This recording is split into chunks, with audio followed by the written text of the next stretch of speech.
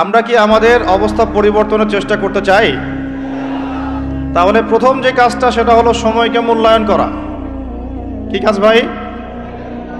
সময়কে মূল্যায়ন করতে গেলে মোবাইল ফোনের ব্যবহার, প্রয়োজনের অতিরিক্ত ব্যবহারটা বন্ধ করতে হবে।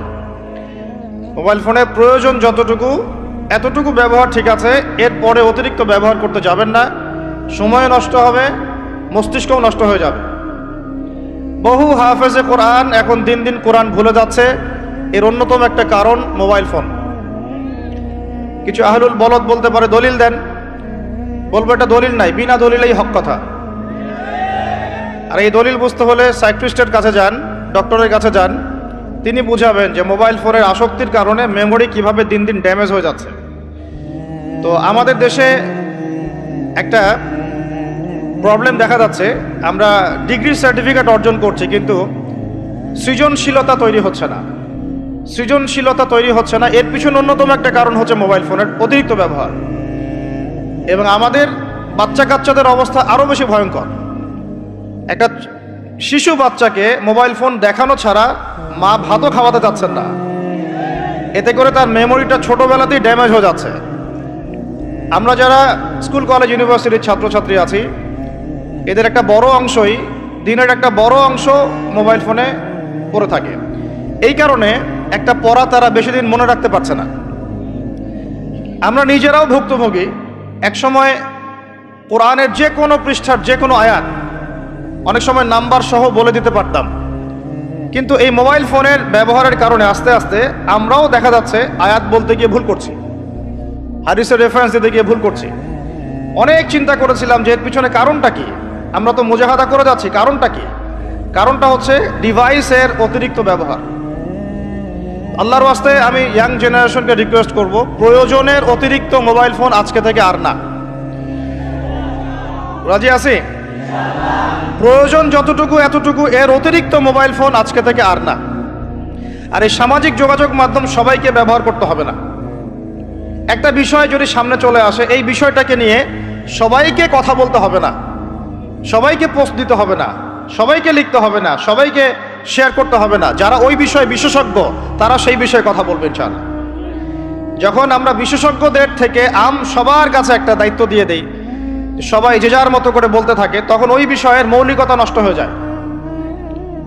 এ কারণে আপনি দেখবেন বাংলাদেশের মতো জায়গায় এই জাতিটার একটা মৌলিক সমস্যা হচ্ছে, কোনো ইস্যুই 7 দিনের বেশি স্টে করে না। অক্টোবর মাসের শুরুর দিকে 3 থেকে 6 তারিখের দিকে আমরা যেভাবে হুরমাতুল আকসা, বাইতুল মুকাদ্দাস, প্যালেস্টাইন, গাজা, জেরুজালেম এগুলো নিয়ে যেমন সরব ছিলাম, আস্তে আস্তে আস্তে আমরা এগুলো থেকে দূরে সরে গেলাম, আমরা ভুলে গেলাম। কারণ কি? কারণ আমরা হয়ে গেছে একটা ইস্যু পাগল জাতি। এর অন্যতম একটা কারণ হচ্ছে সামাজিক যোগাযোগ মাধ্যমের যে গঠনমূলক ব্যবহার, এটা আমরা সবাই জানি না, আমরা বুঝি না আমরা কি ব্যবহার করছি, কেন করছি, কিভাবে করা উচিত। যদি সরকার থেকে একটা নীতিমালা দেওয়া হতো আর একটা যোগ্যতার মানদণ্ড দেওয়া হতো যে এই যোগ্যতা না অর্জন করা পর্যন্ত সামাজিক যোগাযোগ মাধ্যমে অ্যাকাউন্ট খুলতে পারবে না, তাহলে দেখতেন সমাজটা সুশৃঙ্খল হয়ে যেত। তো প্রথমে এতগুলো কথা বলার উদ্দেশ্য হচ্ছে যুবকদেরকে একটা বিষয় সচেতন করা, যে আপনার মেধা, আপনার সময়, আপনার প্রতিভা, এই পুরো বিষয়গুলো এখন মোবাইল ফোন খেয়ে ফেলছে আপনাদের। এখন এখান থেকে বের হওয়ার আপনার কাছে পথ যেহেতু নাই, অতএব যতটুকু ইউজ করতে আপনি পারেন প্রয়োজনে অতটুকু ইউজ করবেন, বাকি সময় ফোনে পড়ে থাকবেন না। রাজি আছি? কারণ আমরা বলেছিলাম আয়াত শুরুতে একটা আয়াত বলেছিলাম, আল্লাহ পাক কোনো জাতির অবস্থা ততদিন পর্যন্ত পরিবর্তন করেন না যতদিন না তারা নিজেরা কি বলেন, নিজেদের অবস্থা পরিবর্তনের চেষ্টা করে। তাহলে প্রথম পরিবর্তনটা শুরু হোক আপনার সময়কে মূল্যায়ন থেকে। আল্লাহ পাক তৌফিক দান করেন। আল্লাহ পাক কিন্তু সূরা আসরে বলেছেন, ওয়াল আসরি, সময়ের কসম, মহাকালের কসম, সময়ের কসম, ইন্নাল ইনসানা লাফি খুসর, আমি আল্লাহ সময়ের কসম করে বলছি পুরো মানব জাতি ক্ষতির মধ্যে আছে। ইল্লাল্লাযীনা আমানু, তারা ব্যতীত যারা ঈমান এনেছে, ওয়া আমিলুস সলিহাত, এবং সৎ আমল সম্পাদন করেছে, ওয়া তাওয়াসাউ বিল হক, পরস্পরকে সত্যের উপদেশ দিয়েছে, ওয়া তাওয়াসাউ বিস সবর, এবং পরস্পরকে ধৈর্যের উপদেশ দিয়েছে। তাহলে আল্লাহ পাক এখানে সময়কে মূল্যায়ন করতে বলেছে। তো তো যদি আমরা জাতিগতভাবে পরিবর্তন চাই এবং এই বিশ্বে আবারও সেই আগের মতো মাথা উঁচু করে বাঁচতে চাই, সবার আগে সময়কে মূল্যায়ন করতে হবে। আল্লাহ পাক তৌফিক এনায়েত করেন, আমিন। আর এই সময়কে মূল্যায়নের পথে বাধাই হচ্ছে স্মার্টফোন। কিভাবে? আমার আজকের আলোচনার টপিক কিন্তু স্মার্টফোন না। শুরু করলাম কারণ আপনারা অনেকেই ফোন বের করে দাঁড়িয়ে আছেন সেলফি তোলার জন্যে, ভিডিও করার জন্যে। এগুলো দিয়ে গাজাবাসীর কোনো উপকার নাই। এইসব করে সারা বিশ্বে নির্যাতিত উম্মার তাদের রক্তের ঋণ শোধ হবে না। এগুলো করে আমাদের মাজলুম বোনদের ইজ্জতের বদলা নেওয়া যাবে না। এগুলো করে আমাদের ভাইদেরকে যে বোম মেরে হত্যা করা হচ্ছে বা এখনো হচ্ছে, ভবিষ্যতেও হয়তো হবে, অতীতেও হয়েছে, এই ঋণ আপনি সব শোডাউন করে শোধ করতে পারবেন না। তো এগুলো মৌলিক কাজ নয়, এগুলো মৌলিক কোনো কাজ নয়। এগুলো বরং কোনো ক্ষেত্রে অতিরিক্ত শোডাউন করতে গিয়ে উপকারের চেয়ে ক্ষতি হয়ে যায় বেশি। কারণ আপনারা একটু চোখ কান খোলা রাখে দেখবেন, যাদেরকে নিয়েই শোডাউন বেশি করা হয়েছে আপনারা তাদেরকে আর ধরে রাখতে পারেন নাই। কি বুঝলেন কথা? কেউ বুঝে ঠিক বলছে, কেউ না বুঝে ঠিক বলছে। যাদেরকে নিয়ে আপনারা বেশি শোডাউন করেছেন তাদেরকে আপনারা ধরে রাখতে পারেন নাই। তাহলে এখন সেই শূন্য স্থানগুলো কে পূরণ করবে? যারা শোডাউন করতো তারা কি পূরণ করতে পেরেছে? না। অতএব এগুলো বন্ধ করেন, মৌলিক কাজ করি। মৌলিক কাজ হচ্ছে আমরা জাতিটাকে পরিবর্তন করতে চাই কি চাই না? পরিবর্তনের দরকার আছে কি নাই? আমাদেরকে সবকিছু সুন্দর চলছে? যদি বাহিরের চোখ দিয়ে দেখেন তাহলে মনে হবে হ্যাঁ সব সুন্দর চলছে, তাই না?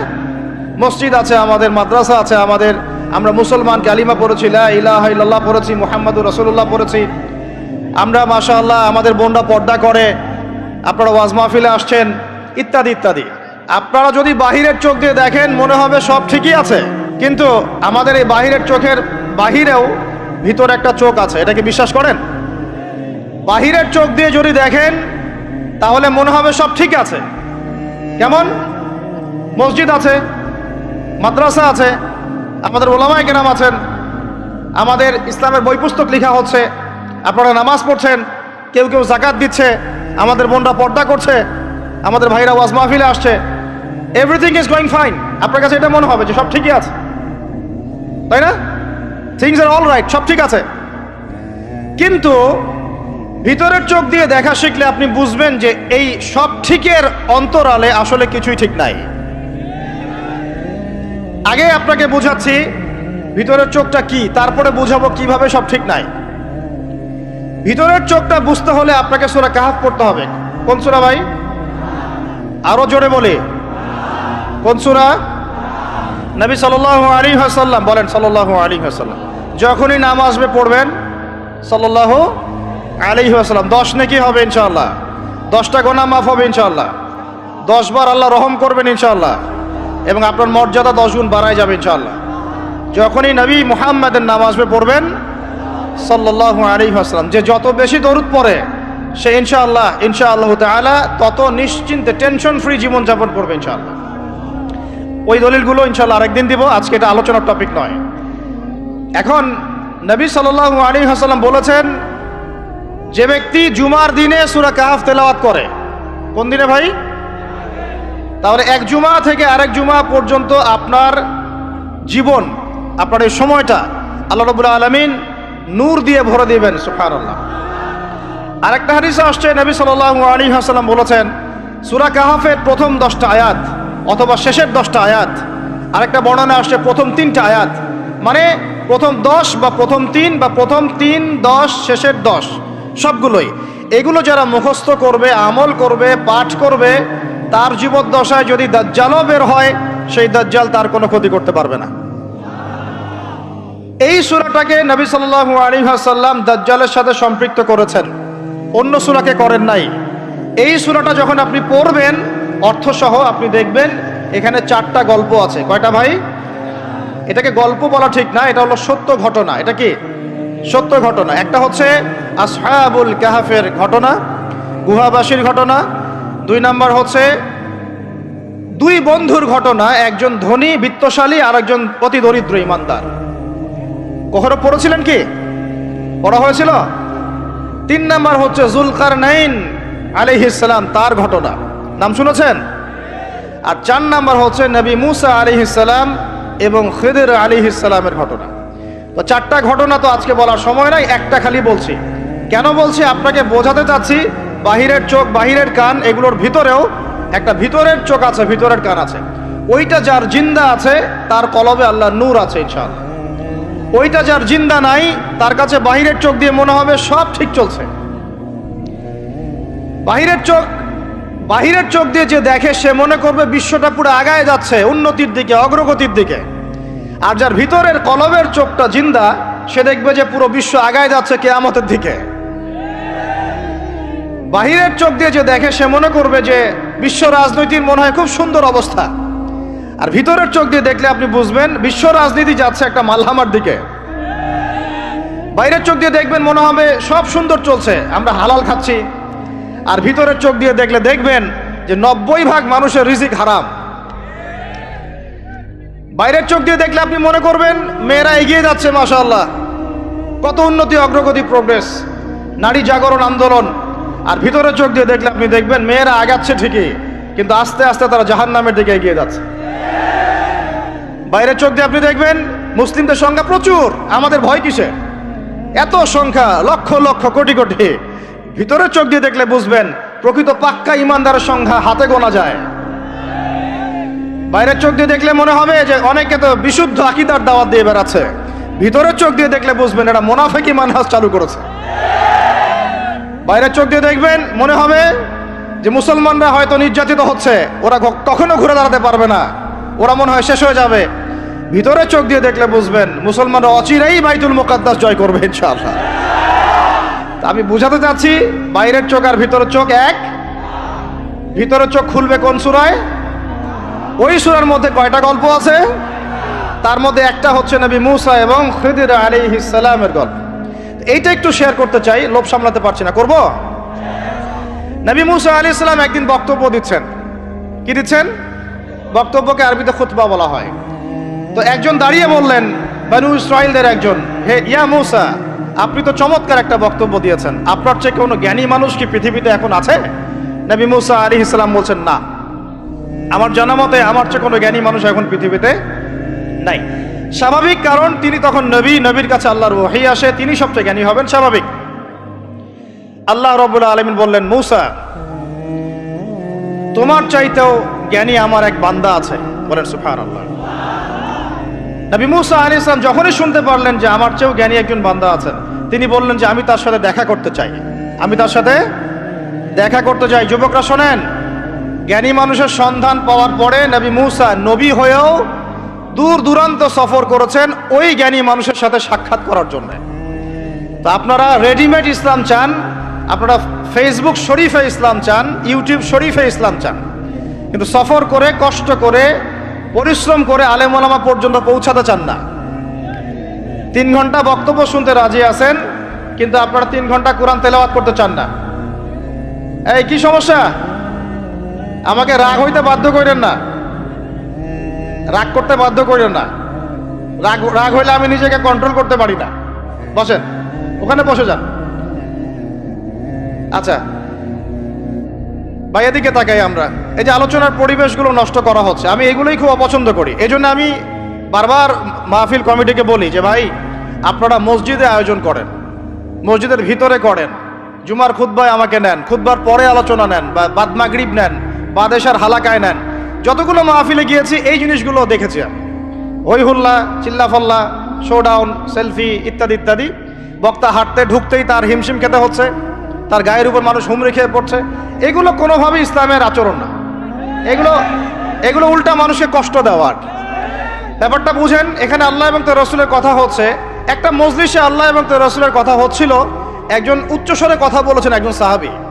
আয়াত নাজিল হয়ে গেল আল্লাহর পক্ষ থেকে, যেখানে নবী কথা বলেন তার কণ্ঠস্বরের উপরে কণ্ঠস্বর উঁচু করো না। লা তারফাউ আসওয়াতাকুম ফাওকা সাউতিন নবী ওয়া লা তাজহারু লাহু, তোমরা নবীর কণ্ঠস্বরের উপরে কণ্ঠস্বর উঁচু করো না। তাহলে কি হবে? আন তাহবাতা আমালাকুম ওয়া আনতুম লা তাশউরুন, তোমাদের আমলনামা ডিলিট হয়ে যাবে, আমলনামার সব নেক আমল নষ্ট হয়ে যাবে, তোমরা টেরই পাবে না। নাউযুবিল্লাহ। আমরা এটাকে কিছু মনেই করি না। আল্লাহ পাক আমাদেরকে বুঝ দান করেন, আমিন। আর এটা কি হয়, সমস্যা, আলোচনার প্রসঙ্গটা হারিয়ে ফেলা যায়। এটা আপনারা যখন আলোচনা করবেন বুঝতে পারবেন। আলোচনা একটা একটা একটা কন্টেন্ট থাকে, একটা ধারা থাকে। এই ধারাটা বিঘ্নিত হলে আবার শুরু করতে হয় শুরু থেকে। আল্লাহ পাক আমাদেরকে হেদায়েত দান করেন, বুঝ দান করেন। কষ্ট করে আসছেন, যেখানে জায়গা পেয়েছেন 1 ইঞ্চি ওখানে দাঁড়িয়ে যাবেন, নড়াচড়া হবে না। আলোচনা ইনশাআল্লাহ 1 ঘন্টার মধ্যে শেষ হয়ে যাবে, তারপরে আপনারা নড়াচড়া করবেন ইনশাআল্লাহ। ঠিক আছে ভাই? আর যাদের কোনো প্রশ্ন থাকবে একটু লিখিত আকারে আমাদের ভাইদেরকে দিবেন, শেষে আমরা কিছু অ্যান্সার দেওয়ার চেষ্টা করবো ইনশাআল্লাহ তাআলা। কোথায় ছিলাম?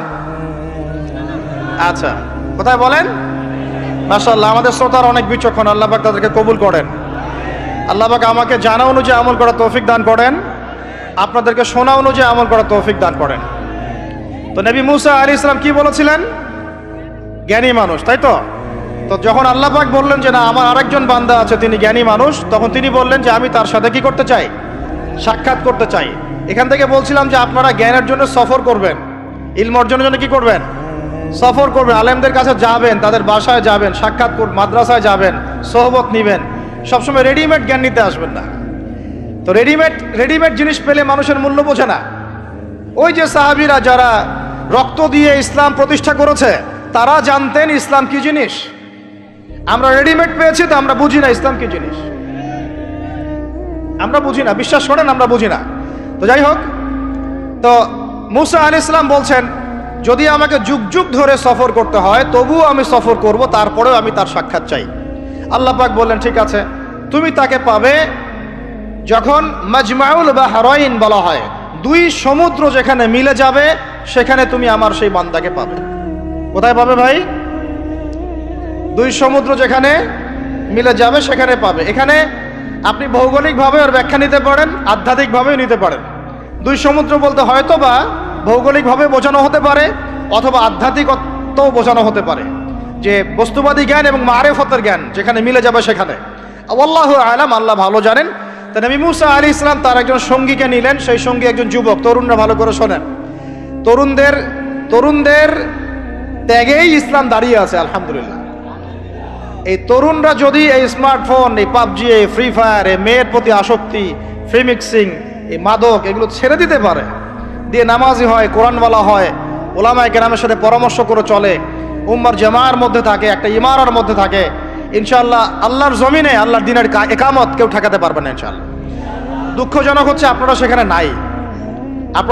নাই, কিন্তু আপনারা আবেগে আছেন, আবেগ প্রদর্শন করছেন, বিবেক দিয়ে চিন্তা করছেন না, সমালোচনা বেশি করছেন, নিজে কোনো কাজ করছেন না, লেখালেখি করছেন, অনলাইনে বসে আছেন, সমালোচনা করছেন, শেয়ার দিচ্ছেন, লাইক দিচ্ছেন, কিন্তু আপনি আয়নার সামনে দাঁড়ায় চিন্তা করবেন, নিজেকে প্রশ্ন করবেন, এই উম্মার পিছনে আমার কি অবদান? এই উম্মাকে বিজয় করার পিছনে আমার অবদানটা কি? এই দেশকে উন্নতিতে নিয়ে যাওয়ার জন্য আমার অবদানটা কি? আমি আজ পর্যন্ত কি করেছি? দেখবেন জিরো, রেজাল্ট কি? জিরো। এই কাপুরুষ প্রজন্ম দিয়ে দিন কায়েম হবে না। মুখে কথা বলা অনেক সহজ, এরকম চেয়ারে বসে 2টা লেকচার দেওয়া কঠিন। মুখে বলা অনেক সহজ, একটা কনস্ট্রাকটিভ বই লেখা কঠিন। মুখে বলা অনেক সহজ, সাহসিকতার সাথে সমাজের নেমে জাহিলিয়াত দূর করা অনেক কঠিন। তো এই কঠিন কাজগুলো যখন আপনারা দায়িত্ব কাঁধে নেবেন, উম্মার বিজয় হয়ে যাবে ইনশাআল্লাহ। আল্লাহ পাক আমাদের কবুল করেন, আমিন। যুবক একজনকে সাথে নিয়ে নবী মুসা আলাইহিস সালাম হাঁটছেন। এই ব্যক্তির নামও বলে দেই, তার নাম হচ্ছে ইউশা বিন নুন। কি নাম? তিনি পরবর্তীতে নবী হয়েছিলেন, এবং তার পরবর্তীতে যে তালুত নাম শুনেছেন, যাকে সেনাপতি করা হয়েছিল, মনে আছে? ভুলে গেছেন, আপনারা পড়েন নাই মনে হয়, সূরা বাকারা শেষের দিকে আছে। ওই তালুতের নেতৃত্বেই তো বাইতুল মুকাদ্দাস জয় হলো, বনু ইসরাইল সেখানে ঢুকলো, এবং তখন সূর্য ডুবে যাচ্ছিল। তিনি দোয়া করছিলেন, আল্লাহ সূর্যটাকে থামিয়ে দাও। আল্লাহ পাক বাইতুল মুকাদ্দাস বিজয়ের স্বার্থে সূর্যকে থামিয়ে দিলেন। সুবহান।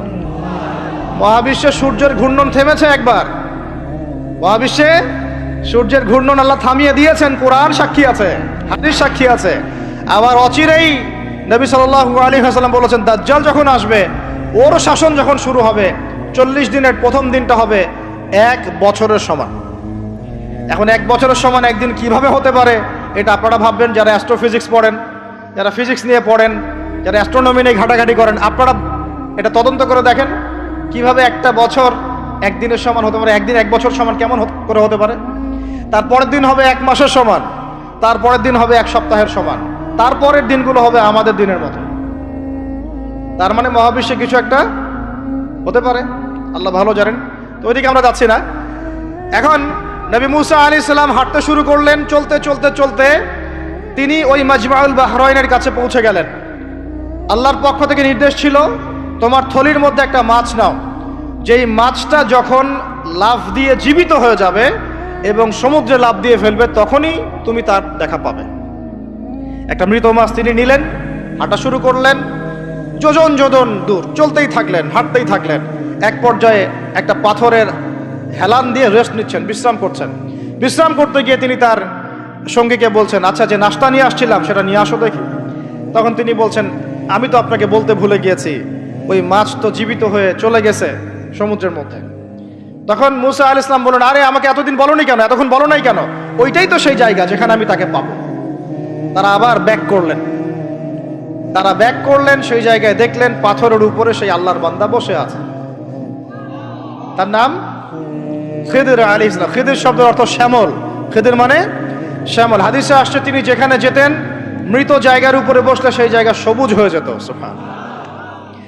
তো খিদির মানে শ্যামল, সবুজ আলাইহিস সালাম। এখন তিনি পাথরের উপরে বসে আছেন। নবী মুসা আলাইহিস সালাম গিয়ে সালাম দিলেন, বললেন আসসালামু আলাইকুম ওয়া রাহমাতুল্লাহ। তখন তিনি বলছেন, ওয়া আলাইকুম আসসালাম ওয়া রাহমাতুল্লাহি ওয়া বারাকাতুহু। তো মুসা আলাইহিস সালাম বলছেন, আমি মুসা। তখন খিদির আলাইহিস সালাম বলছেন, তুমি কি বনু ইসরাইলের মুসা? তুমি কি বনু ইসরাইলের মুসা? মানে বুঝাতে চাচ্ছি খিদির আলাইহিস সালাম বনু ইসরাইলদের কেউ নন। পৃথিবীর সবচেয়ে জ্ঞানী মানুষ বনু ইসরাইলদের মধ্যে নন, তিনি বনু ইসরাইলের বাইরে কেউ একজন। তাই এখনকার যে স্টেট অফ ইসরায়েল দাবি করে যে তারা হচ্ছে ইহুদি এবং তারা বনু ইসরাইল, তারাই পৃথিবীর সবচেয়ে এলিট সোসাইটি, বাকি সবাই তেলাপোকা, ওদের এই দলিল, এই কথার উল্টা দিকে কোরআন কথা বলেছে, খিদির বনু ইসরাইলের কেউ ছিল না।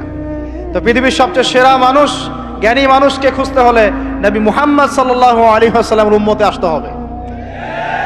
কথা বুঝতে পারছেন? পরতে পরতে দলিল আছে, একটু ঠান্ডা মাথায় গভীরভাবে ভাবার চেষ্টা করতে হবে।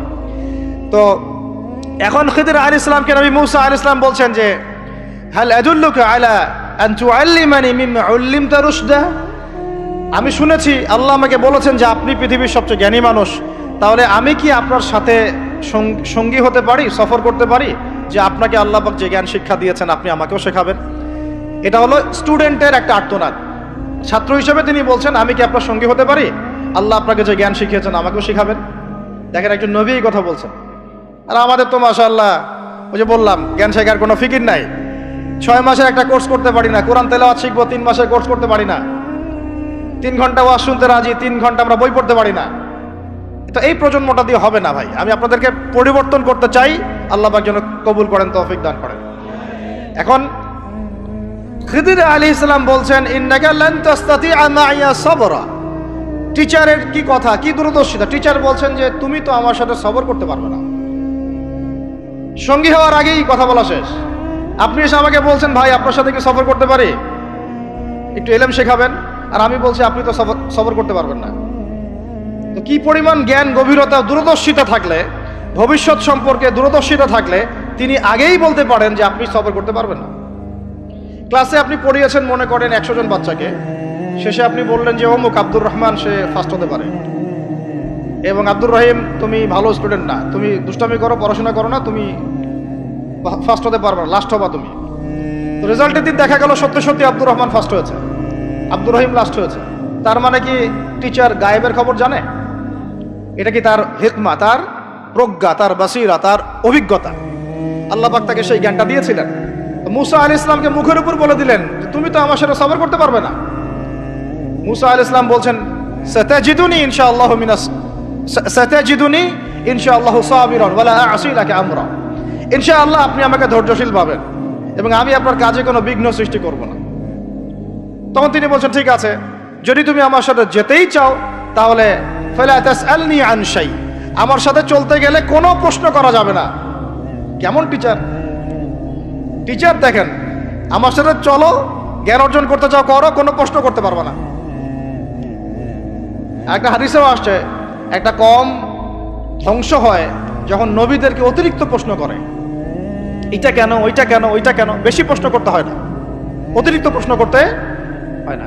তো যাই হোক, সফর শুরু হলো। ফানতালাকা, তারা হাঁটা শুরু করলেন। হাত্তা ইযা রাকিবা ফিস সাফিনাতি খারাকাহা, চলতে চলতে একটা নদী আসলো।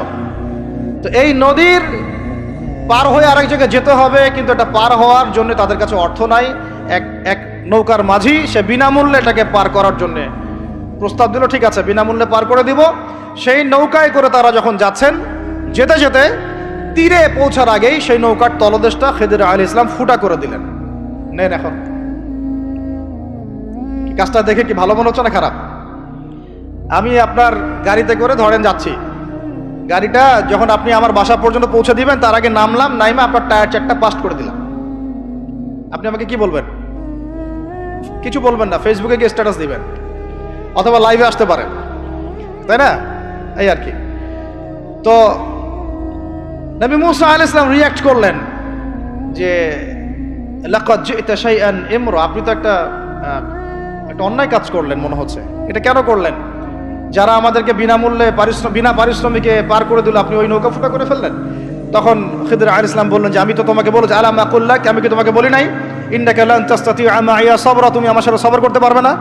মুসা আলাইহিস সালাম বলছেন যে ঠিক আছে, আমি যে ভুলে গিয়েছি এজন্য আমাকে পাকড়াও করেন না, আমি যে ভুলে গিয়েছি কথাটা, এজন্য আমাকে পাকড়াও করেন, একটা চান্স দেন আমাকে। তো ঠিক আছে চলো আবার। ফানতালাকা, আবার তারা চলা শুরু করলেন। হাত্তা ইযা লাকিয়া গুলামান ফাকাতালা, এবার একটা ছোট্ট বালকের সাথে দেখা হলো। এই 8 বছর 10 বছর বয়স হবে, এই গোলাম বালকের সাথে দেখা হলো। ফাকাতালাহু, এবার খিদির আলাইহিস সালাম তাকে হত্যা করলেন। একটা বাচ্চাকে, এটা কেমন হলো? নৌকা ফুটা করার চেয়ে বেশি ভারী না হালকা? আরো ভারী। মুসা আলাইহিস সালাম বলছেন লাকাদ জি'তা শাইআন নুকরা, আপনি তো এবার জঘন্য একটা কাজ করলেন, আপনি তো পুরো একটা নিষ্পাপ বাচ্চাকে হত্যা করে ফেললেন। তারপরে বললেন যে এরপর যদি আর একটা প্রশ্ন করো তাহলে তোমার সাথে আমার আর চলা হবে না, লাস্ট চান্স। ঠিক আছে চলেন।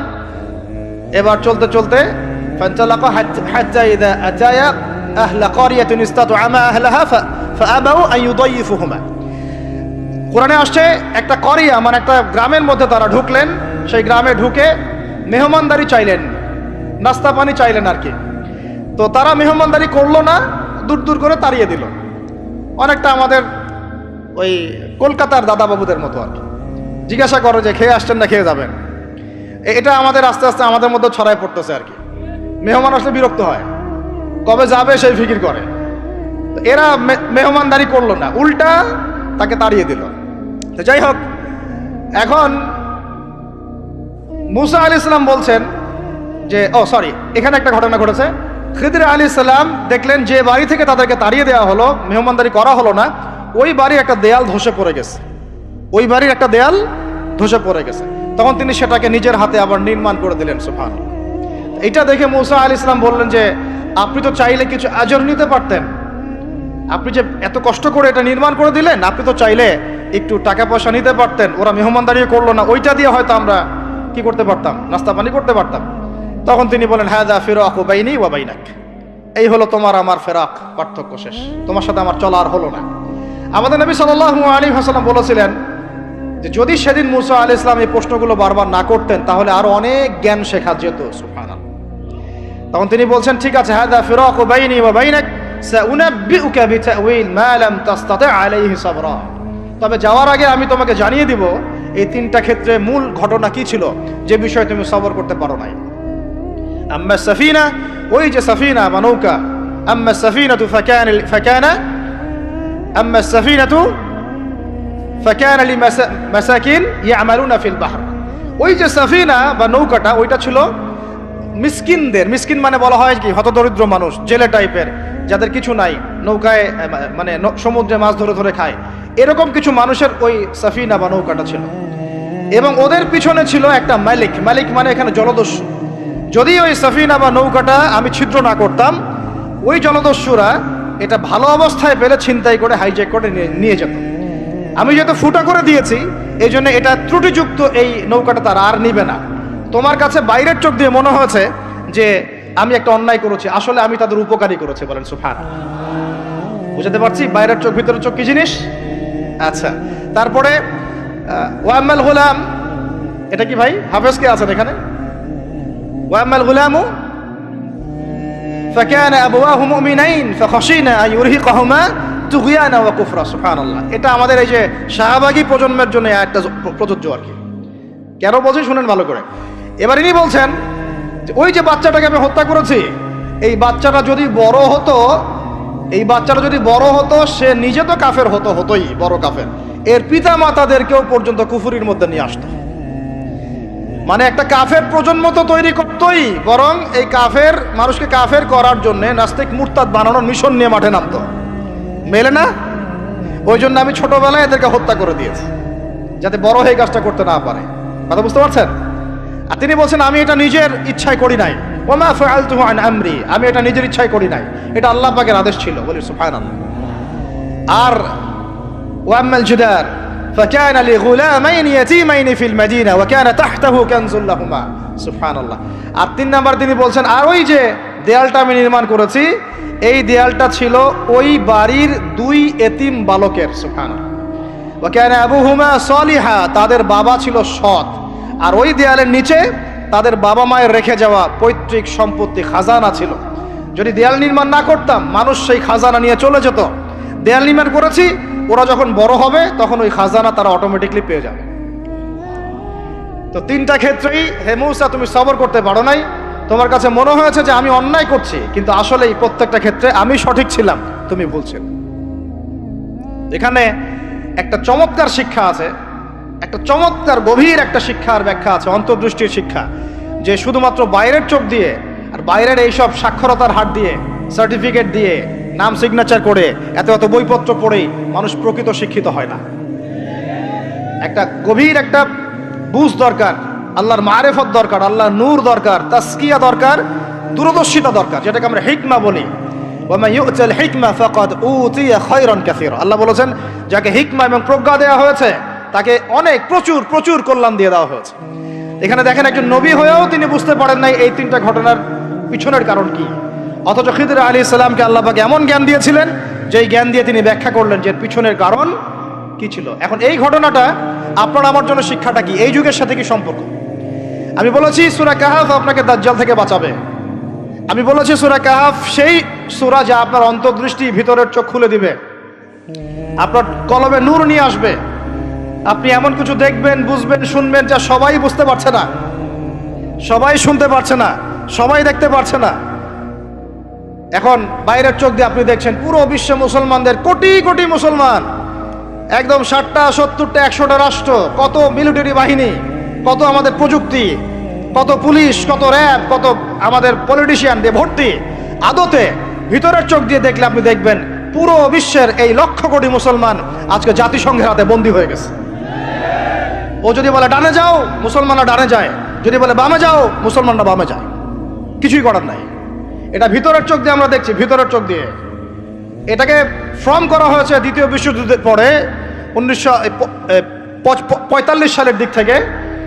এটার এজেন্ডাই ছিল একটা, যে পুরো বিশ্বের কাফেরদেরকে ঐক্যবদ্ধ করা এবং সারা বিশ্বের মুসলিমদেরকে নির্যাতন করা।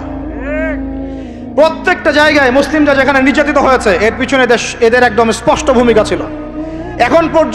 এখন পর্যন্ত যদি আগামীকাল আপনি শোনেন যে গাজার মধ্যে 1000 শিশুকে হত্যা করা হয়েছে, তবুও এরা ঐক্যবদ্ধভাবে মাজলুমদের পক্ষে কোনো অবস্থান নিবে না। এরা বরং ওই জালেমদের পক্ষে অবস্থান নেবে এবং বলবে আমরা আমাদের বন্ধুদের সাথে আছি। এটা হচ্ছে আসল চরিত্র, যেটা আপনি বাইরের চোখ দিয়ে বুঝতে পারছেন না, কিন্তু আপনি খিদির হলে বুঝতে পারতেন আসল ঘটনা কি। আমার কথা কি বুঝতে পারছেন? তাহলে এটা বাইরের চোখ দিয়ে দেখলে আপনি বিশ্ব রাজনীতিতে বুঝবেন যা হচ্ছে এগুলো মুসলমানদের কল্যাণের স্বার্থে হচ্ছে না, বরং আমাদের স্বার্থকে জলাঞ্জলি দিয়ে ওরা ওদের স্বার্থ প্রতিষ্ঠা করছে। আল্লাহ পাক এই জালেমদের থেকে আমাদেরকে হেফাজত করেন। এইটা হচ্ছে মূল তাগুতি শক্তি, পুরো বিশ্বের মূল তাগুত, মূল কুফর, মূল শিরকের গোড়াই হচ্ছে এটা। বিশ্বাস করেন ইমামুল মাহদী যখন আসবেন এবং ঈসা ইবনে মারইয়াম যখন আসবেন, ইনশাআল্লাহু তাআলা এই গোড়ার তাগুতি শক্তির কোনো অস্তিত্ব এই পৃথিবীতে থাকবে না ইনশাআল্লাহ। আমরা এটাও জানি 80টা পতাকা একত্রিত হবে। কতটা? 80টা পতাকা একত্রিত হয়ে মুসলমানদের বিরুদ্ধে তারা যুদ্ধ করবে। ইতিহাসের ছাত্র কেউ থাকলে আমার সামনে দাঁড়ায় বলেন তো, যে এই পুরো বিশ্বের ইতিহাসে কোনোদিনও 80টা ফ্ল্যাগ একত্রিত হয়ে মুসলমানদের বিরুদ্ধে লড়েছে? হয়েছে এই ঘটনা কখনো? তার মানে হয় বর্তমানে হবে অথবা ভবিষ্যতে হবে। আর আপনাকে যদি জিজ্ঞাসা করি এটা কাদের দ্বারা সম্ভব, পুরো বিশ্বের 80টা ফ্ল্যাগকে একত্রিত করা কাদের দ্বারা সম্ভব? আপনার বিচক্ষণতা থাকলে খিদির যদি আপনি হয়ে থাকেন আপনি বুঝতে পারবেন কাদের দ্বারা সম্ভব। এখন এটা হলো জিওপলিটিক্যাল অবস্থা। তবে ওইখানে যে ওদের মধ্যে সবাই এক তা নয়, ওদের মধ্যেও দুটো ভাগ আছে। এক শ্রেণীর নাসারা আছে যারা মুসলমানদের কাছাকাছি থাকবে, যারা দেখবেন মুসলমানদের পক্ষে অবস্থান নেবে। আর এক শ্রেণীর নাসারা থাকবে যারা মুসলমানদের সরাসরি শত্রুতা করবে। এই বিষয়ে আল্লাহ পাক সূরা মাইদার মধ্যে স্পষ্ট বলেছেন, ইয়া আইয়ুহাল্লাযীনা আমানু, হে মুমিনগণ, লা তাত্তাখিযুল ইয়াহুদা ওয়ান নাসারা আউলিয়া, তোমরা ইহুদি এবং নাসারাদেরকে বন্ধুরূপে গ্রহণ করো না। কে বলেছেন? কে বলেছেন? এখন আপনি কি আল্লাহর দিকে তেরে আসবেন?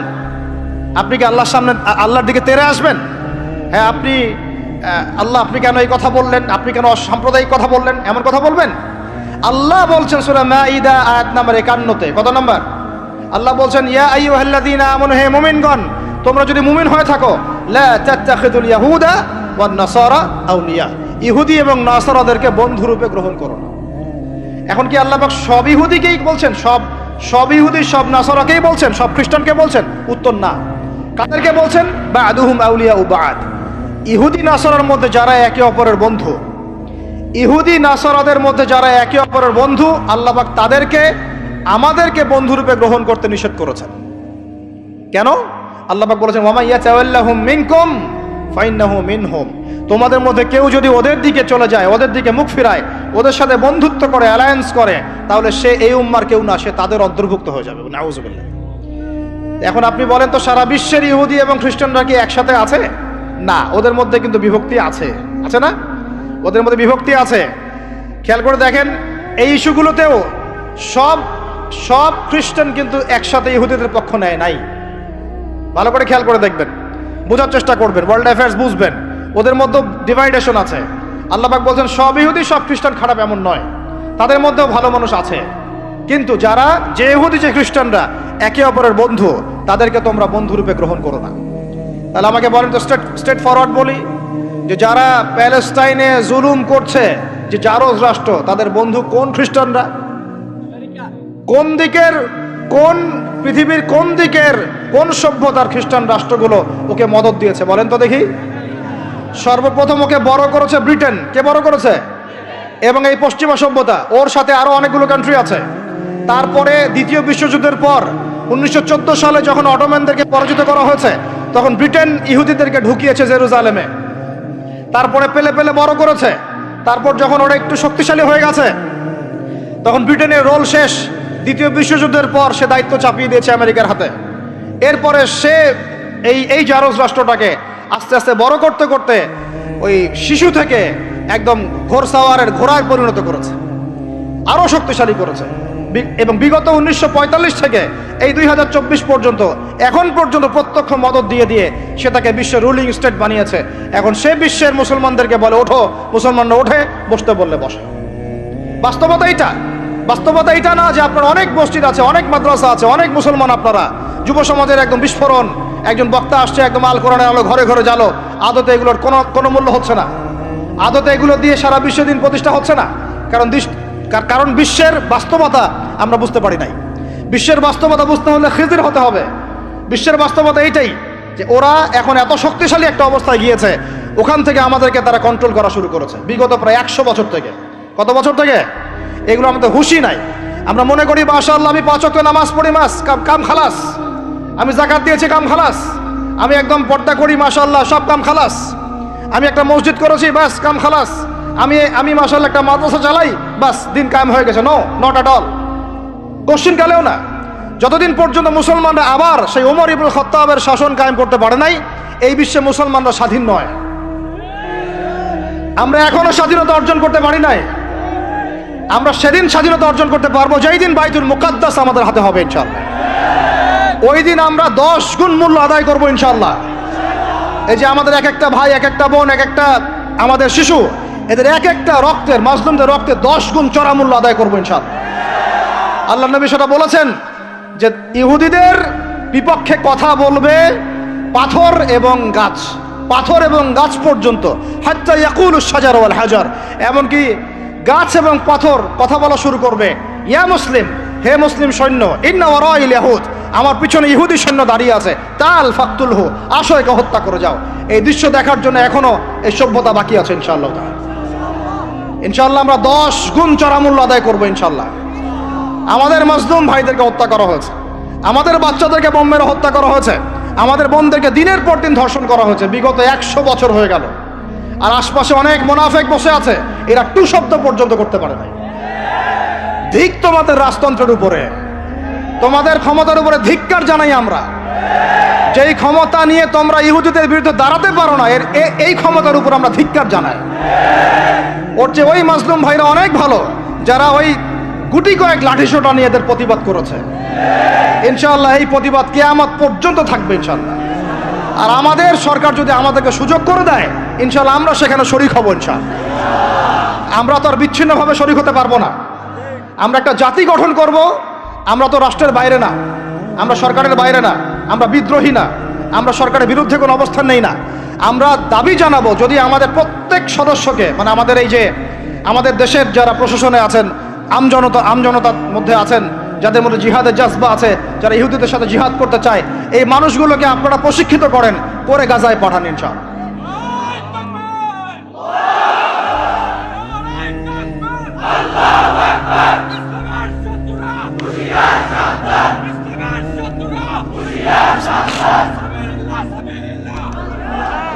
আমি এখানে গরম গরম বক্তব্য দিতে আসি নাই।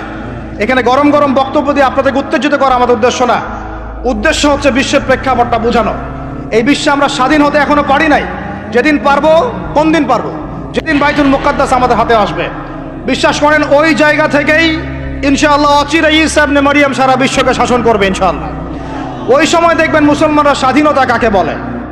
আমি বলেছি, এক একটা জুলুমের 10 গুণ চড়া হিসাব। এটা হবেই, আমরা পারি আর না পারি, আমরা বেঁচে থাকি আর না থাকি, আপনারা থাকেন আর না থাকেন, আমাদের বাচ্চারা থাকুক আর না থাকুক, একটা প্রজন্ম আল্লাহ পাক নিয়ে আসবেন। একটা প্রজন্ম আল্লাহ পাক নিয়ে আসবেন। আমি বলছি, ওই প্রজন্ম টিকটক প্রজন্ম না, ওই প্রজন্ম এইসব মানে সেলফি সোডাও নাইওয়াস প্রজন্ম না। ওই প্রজন্ম এরকম না যে নামাজ পড়ে না, কোরআন তেলাওয়াত করে না। ওই প্রজন্ম এমন না দাওয়াতের মেহনত নাই, ওই প্রজন্মের জিহাদের কোনো জজবা নাই, ওই প্রজন্মের মধ্যে ইসলামের শারঈ কোনো জ্ঞান নাই, ওলামায়ে কেরামের কোনো সোহবত নাই, দিন প্রতিষ্ঠার কোনো ফিকির নাই। এমন প্রজন্মের কোনো প্রয়োজন নাই আমাদের। আমাদের এমন প্রজন্মের দরকার, যে প্রজন্মের প্রত্যেকটা যুবক ভাই নামাজি, কোরআনওয়ালা, সুন্নতওয়ালা, সুন্নতের পাবন্দ এবং তাহাজ্জুদ গোজার। এক কথায় রাতের বেলার দরবেশ, দিনের বেলার ঘোড়সাওয়ার। এইরকম প্রজন্ম যখন আমরা করতে পারবো, ওই দিন ইনশাআল্লাহ এই মাহফিল বলেন, এই মসজিদ, মাদ্রাসা, এই রাষ্ট্র সব সফল হবে ইনশাআল্লাহ। এখন শুধু বেসিক কাজ করা হচ্ছে। আমাদের মূল গন্তব্য বাইতুল মুকাদ্দাস। ওইটা না আসা পর্যন্ত আমাদের শান্তি নাই, ঘুম নাই। কারণ ওরা আপনাকে ঘুমাতে দিবে না। তো আপনারা কি মনে করেছেন যে ওরা শুধু অতটুকু গাজার ওই অতটুকু জায়গায় চায়? কোশ্চিন কালেও নয়। যে আরবরা ওদের বিরুদ্ধে এখন কথা বলতে সাহস পাচ্ছে না, ওই এক একটা আরব রাষ্ট্র ওরা দখল করে ছাড়বে দেখে নিয়ে। আমি যদি ওটা চাচ্ছি না, দোয়া করি না, কিন্তু ওদের এজেন্ডা এটাই যে পুরো, আমি আখিরুজ্জামানের স্টুডেন্ট, ওদের এজেন্ডা জায়নিজম, পেট্রো ডলার থেকে শুরু করে প্যালেস্টাইন ইস্যু নিয়ে আমি আলহামদুলিল্লাহ বিগত 5-7 বছর থেকে পড়াশোনা করেছি। আমি আমার টুপির নিচ থেকে কথা বলছি না। ওদের এজেন্ডা হচ্ছে পুরো হোলি ল্যান্ডটা তারা দখল করতে চায়। হোলি ল্যান্ড কাকে বলে এটাও তো আমরা জানি না। ওরা শুধুমাত্র ওই ওয়েস্টার্ন ব্যাংক আর বাইতুল আকসা, বাইতুল মুকাদ্দাস আর এই গাজার অংশটুকু দখল করতে ওখানে আসে নাই। ওরা এসেছে পুরো হোলি ল্যান্ডটাকে দখল করতে। আমি ওলামা সম্মেলনে বলেছিলাম, পুরো হোলি ল্যান্ড তারা দখল করতে এসেছে। হোলি ল্যান্ড মানে মিশরের নীল নদ থেকে শুরু করে ইরাকের ইউফ্রেটিস নদী পর্যন্ত এই পুরো জায়গাটা তারা দখল করতে চায়। কেন চায়? কারণ তারা মনে করে ওই জায়গাটা সৃষ্টিকর্তা তাদেরকে দিয়েছেন। নাউজুবিল্লাহ। তারা মনে করে ওইটা হচ্ছে তাদের মসিহ আসার জায়গা, এবং ওই জায়গা থেকে তাদের মসিহ, তথাকথিত মসিহ মানে মসিহুদ দাজ্জাল, পুরো বিশ্বকে শাসন করবে এবং তারা তাকে সঙ্গ দিবে। এটা ওদের এজেন্ডা, এটা ওদের ভিশন। যত কিছু ওরা পৃথিবীতে করছে এই ভিশনটাকে কাজে লাগিয়ে, এই ভিশনটাকে পিছনে রেখে তারা এই কাজগুলো করছে। এটা আপনি বুঝতে পারবেন না বাইরের চোখ দিয়ে, ভিতরে চোখ দিয়ে পড়াশোনা করেন, খেদির হন, বুঝতে পারবেন। ওরা বাইতুল মুকাদ্দাস চায় না, পুরো হোলি ল্যান্ডটাই দখল করতে চায়। এ কারণে এই উদ্দেশ্যেই তারা বিগত 100 বছর থেকে পুরো ওয়ার্ল্ড অ্যাফেয়ার্সের আগে রাজনীতির নিয়ন্ত্রণ নিয়েছে। কিসের নিয়ন্ত্রণ নিয়েছে? আপনি নিচু নিচু জায়গায় যত কথাই বলেন, ওই জায়গার ক্ষমতা আপনার হাতে না থাকলে আপনি জনগণকে সর্বোচ্চভাবে ইসলামের দিকে আনতে পারবেন না।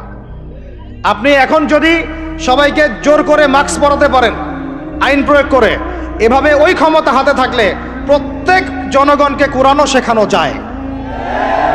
ওই ক্ষমতাটার ইসলামের দরকার আছে। যদি যদি ওই ক্ষমতার বলে প্রত্যেক মানুষকে মসজিদে সোশ্যাল ডিস্টেন্স মেনটেন করানো যায়, তাহলে ওই ক্ষমতা যদি হাতে থাকতো প্রত্যেক মা বোনকে পর্দা করানো যেত, প্রত্যেক যুব ভাইকে দিন শেখানো যেত, বাধ্যতামূলক কোরআন শিক্ষাও চালু করা যেত, বাধ্যতামূলক কোরআন শিক্ষার সাথে হাদিসের শিক্ষা চালু করা যেত, সিলেবাসের মধ্যে নবীর সিরাত সংযোজন করা যেত। ইসলামে এই ক্ষমতাটা দরকার আছে। কিন্তু এটাকে অ্যাচিভ করার যে পথ পদ্ধতি, এই পথ পদ্ধতির মধ্যে আমরা আসলে কেউ নাই। নবীর তরিকার মধ্যে আমরা নাই, আমরা পড়ে আছি পশ্চিমা তরিকার মধ্যে। পশ্চিমা তরিকা দিয়ে ওই জায়গায় আপনি যেতে পারবেন না। আর যদি যেতে পারেনও, পশ্চিমারা আপনাকে সেখানে থাকতে দিবে না। আমাদের এখানে সবচেয়ে ভালো মানুষ যিনি, এখানকার এই এলাকার যিনি দায়িত্বশীল, তিনি যদি সবচেয়ে মুত্তাকি পরহেজগার মানুষ হন, তিনিও যদি দাঁড়িয়ে বলেন যে আমি ইসলামের পক্ষে আছি, কোরআনের পক্ষে আছি, হাদিসের পক্ষে আছি, আমি বাইতুল মুকাদ্দাসের পক্ষে আছি, মাজলুম ফিলিস্তিনিদের পক্ষে আছি, তার উপর থেকে চাপ চলে আসবে। কারণ পুরো বিশ্বের শক্তিটা নিয়ন্ত্রণ করছে এখন ইহুদিরা, নাসারারা, জায়নিস্টরা। ওই জায়গায় যতক্ষণ পর্যন্ত আঘাত না পড়ছে ততক্ষণ পর্যন্ত আপনি বিশ্বে স্বাধীন হতে পারবেন না। অতএব বাইরের চোখ দিয়ে না, ভিতরের চোখ দিয়ে দেখতে শিখুন। তো ভিতরের চোখ পুরো জিও পলিটিক্সটা আপনাকে বুঝাবে। ভিতরের চোখ দিয়ে দেখলে আপনি দেখবেন মুসলমানরা এখনও তাদের অধীনে পরাধীন হয়ে আছে। এখান থেকে আমরা স্বাধীনতা চাই ইনশাআল্লাহ। আল্লাহ পাক আমাদেরকে সেই স্বাধীনতা অর্জন করার তৌফিক দান করেন। এবার অর্থনৈতিক জীবনে আসেন। অর্থনৈতিক জীবনে এসে দেখবেন আপনি মাশাআল্লাহ মনে করবেন যে আপনি তো হালাল খাচ্ছেন, হ্যাঁ, গরুর গোশত খাচ্ছেন প্রত্যেক জুমায়। আমরা মাশাআল্লাহ মুরগির রোস্ট খাচ্ছি। ঢাকার মানুষ তো খালি খায় আর খায়, সবাই খাচ্ছে মাশাআল্লাহ বসে, ছেলে মেয়ে, ফুচকা চটপটি এইটা ওইটা, আর খাবারের দোকানের অভাব নাই, সবাই খাচ্ছে। ভাবখানা এমন যে দুনিয়াতে এসেছি খাওয়ার জন্যে। দুনিয়াতে আসছে তিনটা কাজ, খাবো, টয়লেট করব, আর মেয়েদের সাথে সহবাস করবো, ব্যাস, দ্যাটস অল। ভাবখানা দেখলে এমন মনে হয় আমাদের। আল্লাহ পাক আমাদেরকে বুঝদান করেন, হেফাজত করেন। এইগুলো করতে দুনিয়াতে আসি নাই আমরা। এগুলো আমাদের মূল কাজ নয়, এগুলো আমাদের প্রয়োজন। আপনি মনে করছেন যে মাশাআল্লাহ সবাই হালাল খাচ্ছি, বিশ্বাস করেন পুরো বিশ্বের অর্থনীতি সুদভিত্তিক। একদম খোলামেলা ওয়াকুলু কওলান সাদীদা বললাম। আল্লাহ পাক বলেছেন একদম স্পষ্ট সরাসরি খোলামেলা কথা বলো। পুরো বিশ্বের অর্থনীতি সুদভিত্তিক। যারা এই পুরো বৈশ্বিক অর্থনৈতিক সিস্টেমের মধ্যে ঢুকে গেছে, অর্থাৎ ওয়ার্ল্ড ব্যাংক, IMF এবং ফেডারেল রিজার্ভ ব্যাংকের আওতায় চলে আসছে, এরকম কোনো সেন্ট্রাল ব্যাংক 100% সুদমুক্ত হতে পারবে না। ফুল স্টপ, কোনোভাবেই সম্ভব না। আপনি যত বড় মুসলিম কান্ট্রি হন না কেন, আপনি এদের আওতায় থাকলে কোনো অবস্থাতেই সুদমুক্ত থাকতে পারবেন না। তাহলে এখন আমি যদি আপনাকে প্রশ্ন করি, বিগত 20 বছর থেকে একটা রাষ্ট্র এই জালেমদের বিরুদ্ধে লড়াই করেছিল এবং সাম্প্রতিক সময়ে তাদের কারেন্সি মার্কিন ডলারকে ছাড়িয়ে গেছে, তারা কিভাবে পেরেছে? এই তথ্য কি আপনাদের কাছে আছে? তথ্য আছে? নাম মেনশন করার দরকার নাই, আপনারা বুঝতে পারেন কি পারেন না? এই মোল্লাদের দৌড় মসজিদ পর্যন্ত নয়, এই মোল্লাদের দৌড় হবে বাইতুল মুকাদ্দাস পর্যন্ত ইনশাআল্লাহ। ওইখানে নামাজ না পড়া পর্যন্ত এদের ঘুম হবে না ইনশাআল্লাহ, দেখে নিয়ে। কথা হচ্ছে তারা পড়লো কিভাবে? অনেক কারণ। যাকাত ভিত্তিক অর্থনীতি, তারপরে দ্বৈত অর্থনীতি, হালাল অর্থনীতি, দুর্নীতি কমানো, কৃষিভিত্তিক অর্থনীতি। 3 বছরের মধ্যে ঘুরে দাঁড়িয়েছে, মাত্র 3 বছরের মধ্যে। সারা বিশ্বের অর্থনীতি এখন সুদভিত্তিক। এখান থেকে ঘুরে দাঁড়াতে হলে আমরা অবশ্যই পারবো, কেন পারবো না? আমাদের প্রথম কাজ করতে হবে সমস্ত দুর্নীতি বন্ধ করে ফেলতে হবে। 1 নাম্বার, যত কালো টাকা সব সাদা করে ফেলতে হবে, এবং যারা কালো টাকার সাথে সম্পৃক্ত সবগুলোকে ধরবেন, ভিতরে ঢুকাই ফেলবেন। একদম ওমরের শাসন, একদম ওমরের শাসন কায়েম করে ফেলতে হবে। আমরা সে জায়গায় যেতে চাচ্ছি না, আমরা বলছি আপনারাই সেই কাজ করেন। আমরা উদাত্ত আহ্বান জানাচ্ছি, যেই থাকে উপরে। আমরা দোয়া করতে সমস্যা আছে? আমরা সেই জায়গায় জোর করে যেতে চাচ্ছি না, অন্তত আমার এই ইচ্ছা নাই। আর আমি কোনো পলিটিক্যাল দলের মানুষও না, জীবনে করিও নাই, করার ইচ্ছাও নাই। আমি আমার অনুরোধ, আমার আক্ষেপ, আমার আবদার হচ্ছে সমস্ত দুর্নীতিবাজদেরকে ধরবেন আর সাইজ করবেন। ওমর রাদিয়াল্লাহু তাআলা আনহুর মতো। সে যদি দাড়িওয়ালাও হয়, টুপিওয়ালাও হয়, পাগড়িওয়ালা হয়, জুব্বাওয়ালা হয়, ইমাম হয়, তবু তাকেও ধরবেন, কোনো সমস্যা নেই। সমস্ত কালো টাকাকে সাদা করে ফেলবেন, দেখবেন এমনি বাইতুল মালের সম্পদ বেড়ে গেছে আলহামদুলিল্লাহ। দ্বিতীয় কাজ, যাকাত ভিত্তিক অর্থনৈতিক সিস্টেম চালু করা। বাংলাদেশে এমন প্রচুর মানুষ আছে যাদের একজনের যাকাতের টাকা দিয়ে একটা গ্রামের মানুষকে খাওয়ানো যাবে ইনশাআল্লাহ। এরা যাকাত দেয় না, এরা ট্যাক্সও দেয় না, সরকারকে করও দেয় না, যাকাতও দেয় না। এই ট্যাক্স ফাঁকি দেওয়া মানুষ, কর ফাঁকি দেওয়া মানুষ, এই জোচ্চরদেরকে ধরতে হবে, ধরে এদের কাছ থেকে যাকাত আদায় করতে হবে, বাধ্যতামূলক যাকাত আদায় করতে হবে। তারপরে দেখবেন আমরা বৈদেশিক ঋণের জন্য বসে থাকার কোনো প্রয়োজন হবে না, আমাদের টাকা দিয়ে আমরাই চলতে পারবো ইনশাআল্লাহ। 3 নাম্বার হচ্ছে দ্বৈত অর্থনীতি। ওরা কিন্তু একটা কারেন্সি চালায় নাই, একাধিক কারেন্সি চালিয়েছে। এটা অর্থনীতিবিদ যারা তারা বুঝবেন। একটা কারেন্সির অনেক দুর্বলতাও আছে, এগুলো নিয়ে আমি খোলামেলা কথা এই মাহফিল স্টেজে বলতে পারবো না। বসতে চাইলে বসেন আমার সাথে, অর্থনীতি নিয়ে বসতে চাইলে আমার সাথে বসেন, আমরা আলোচনা করি, কথা বলেন, আমাদেরকে মূল্যায়ন করেন, কথা শোনেন। ইউসুফ আলাইহিস সালাম বলেছিল না যে আমি বিশ্বস্ত, আমাকে দায়িত্ব দেন? আমি বলতে চাই আমি বিশ্বস্ত, আমাকে দায়িত্ব দেন। আমাকে 5 বছর সময় দেন, পুরো দেশের শিক্ষা সিস্টেম চেঞ্জ করে দেবো ইনশাআল্লাহ।